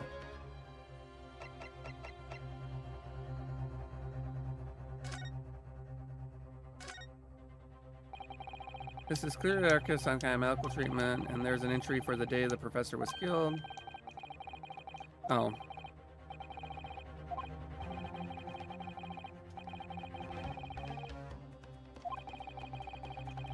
Oh, are you guys... Did they get rid of the skip?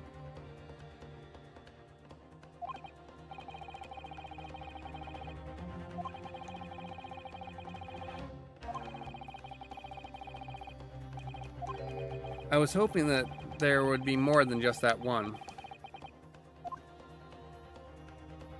But it looks like it's...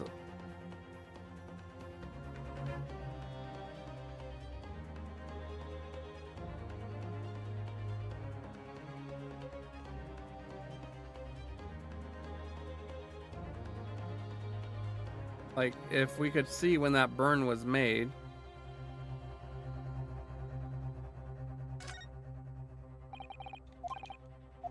Yeah.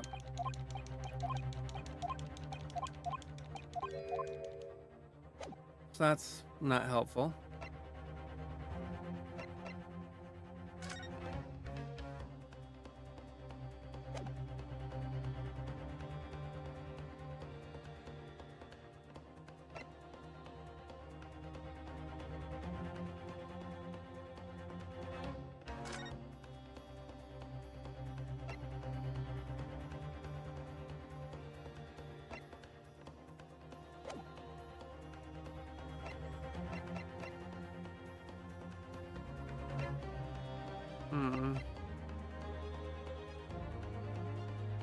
And I can't go look at...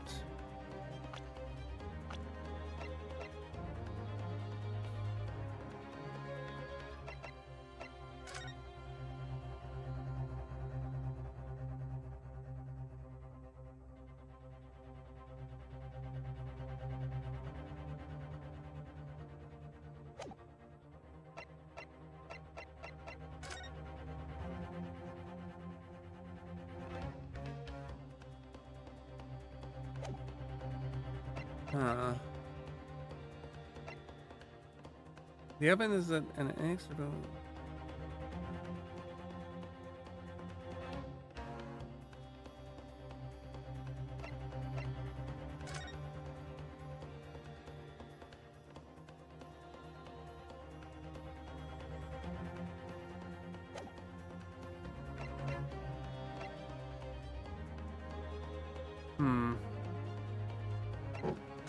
Because it's not...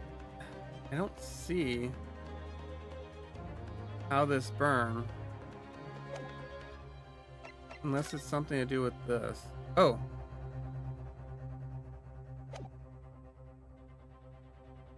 Yes. There we go. What's this, Counsel? Yet another print? Yes, Your Excellency. I believe photographic prints are an amazing invention. When we humans look at a scene, we miss things. But in a photograph, things we may have overlooked at the time of are recorded forevermore. Do hurry up, rookie. What are you trying to say? To inconvenience this poor lady any further really would be quite inexcusable. Actually, we may need you to stay with us a little longer if you don't mind, Miss Brett. You see, it's very clearly visible in this other photograph. How did the victim come to have that unusually shaped burn on his wrist? The reason is recorded here forevermore. What? How? Objection! You can't fool me with your little bluffs, boy. If that's your game, then let's see how it plays out. Show the court exactly what you mean. What is it in this photograph that explains the reason for the victim's burn?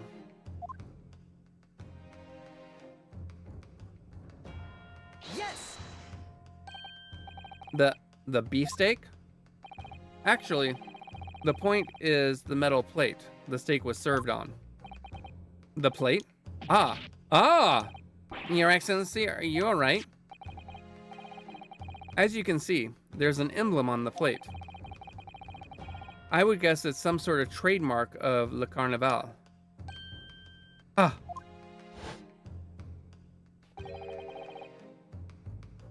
The emblem on the plate and the victim's burn are exactly the same shape. Ah! Ryunosuke, you genius! You're spot on. Which means the victim must have suffered this burn while he was present at the restaurant. Objection! But even if that is the case, we can't know it happened the day in question or not. It could have been the day before or the day before that. It most likely happened at some other unrelated time. Well, Objection! Sadly, Prosecutor Ouchie, the chances of that are extremely slim. Thanks. Why? The outline of the burn is clearly discernible. Such a serious injury would have caused quite a commotion in the restaurant. Wouldn't you agree, Inspector Hosonaga? I can't imagine having missed such a terrible disaster, certainly.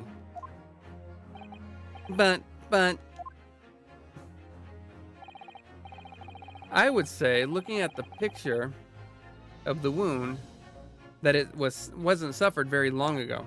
And, although it's not particularly large burn, it's extremely well defined, as the defense just pointed out.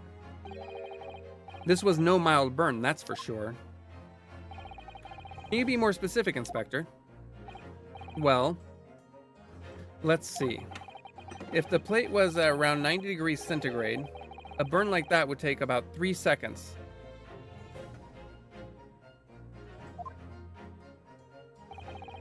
It's inconceivable that the victim wouldn't have let out a scream of pain then. I've been investigating at the restaurant for several weeks already, but I have not heard any scream at all. And it's the head waiter of Le Carnaval. I can testify to that without hesitation. But you're a detective, not a waiter. Yes, but his undercover job was still being a waiter. Yes! There you have it. Something isn't right here. As the detective said, anyone who burnt themselves on a piping hot plate for 3 whole seconds would scream in pain. There's no question of that. And yet, Inspector Hosonaga never heard the professor scream, not on that day or any before. That's right. And the strange thing is, on the day he was shot, I didn't hear him cry out either. What are you suggesting? Well, if the professor had carelessly laid his wrist on the plate for anything like 3 seconds that day, that would be beyond careless, I think, counsel. Then the rest of us in the restaurant, myself, the sergeant, and the old antique dealer, all of us would have been without any question have heard him scream. Wouldn't you agree, Prosecutor Ouchie? I mean, it is your name, right? Well, yes, I suppose. So, the question is, why didn't a single person hear Dr. Wilson scream? I almost don't believe it. Ryunosuke, do you think? Can it really be true? I never dreamed we'd arrive at a conclusion like this, but I'm starting to think that maybe we've been led into a terrible trap.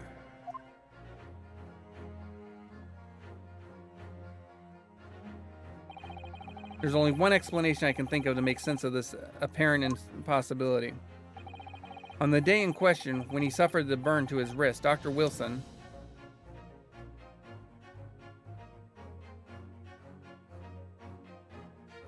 well, it would have been already deceased.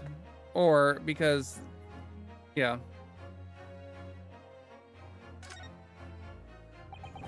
No man could remain silent with his wrist burning on a piping hot plate for 3 whole seconds. That's clearly impossible, apart from one particular situation. Counsel, are you suggesting? Yes, it's only possible if the man was already dead. Already dead?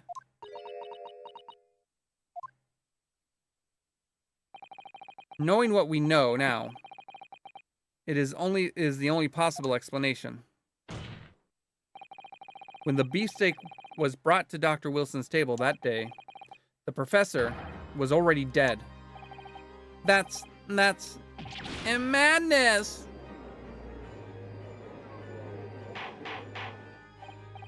Order, please. Counsel, explain this absurd notion at once. The victim was killed by a gunshot. That's right. That's absolutely right, Your Excellency. This is just another ridiculous ploy by the rookie student. But clearly he has no grasp of the facts. Objection! No, Prosecutor Ouchie. It's you who has no grasp of the facts. I beg your pardon? As soon as it became apparent that the victim had suffered that burn while at the restaurant, the whole case was turned upside down. Or have you not grasped that yet? Your Excellency, the court must hear from this witness again. If it's true, we now believe, then the victim was already dead before the gunshot was heard. It's highly likely that Miss Brett knows something about it. Incredible. I certainly didn't anticipate this twist of events. I'm sorry to say, Miss Brett, that you will have to forget your luncheon engagement. But Your Excellency, the justice system in our country may be in its infancy, but rest assured all reasonable doubt must be dispelled before I am prepared to pass judgment. Thank you, Your Excellency.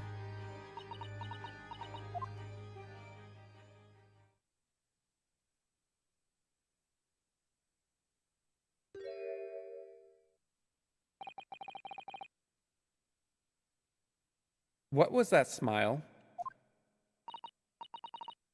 Yes, of course. I mean, I'd be delighted to help.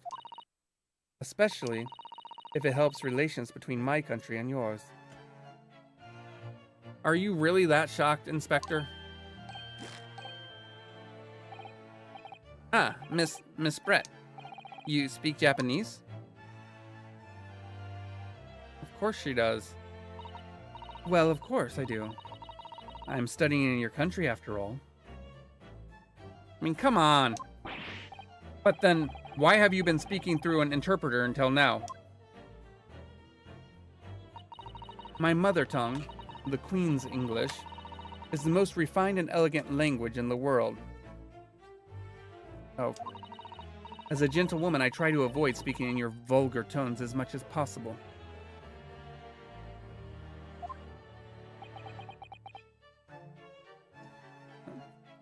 Yeah, spoken like a true Imperial Brit.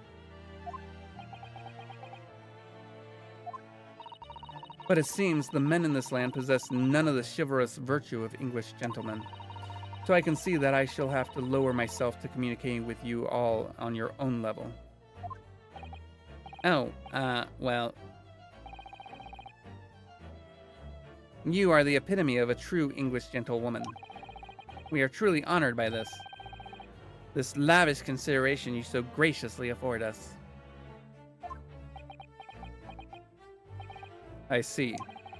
In that case, Miss Brett, I will now ask you to testify in your own words about the events leading up to the death of the victim, Dr. Wilson.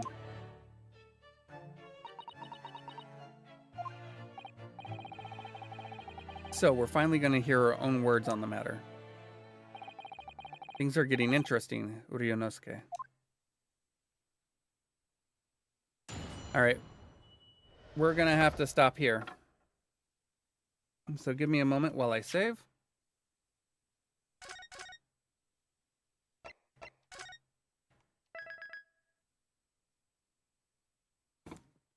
There we go. And with that, let me get it out of the game. Sure. And with that, I do want to say thank you for watching. Thank you for spending your time with me. Take care of yourselves.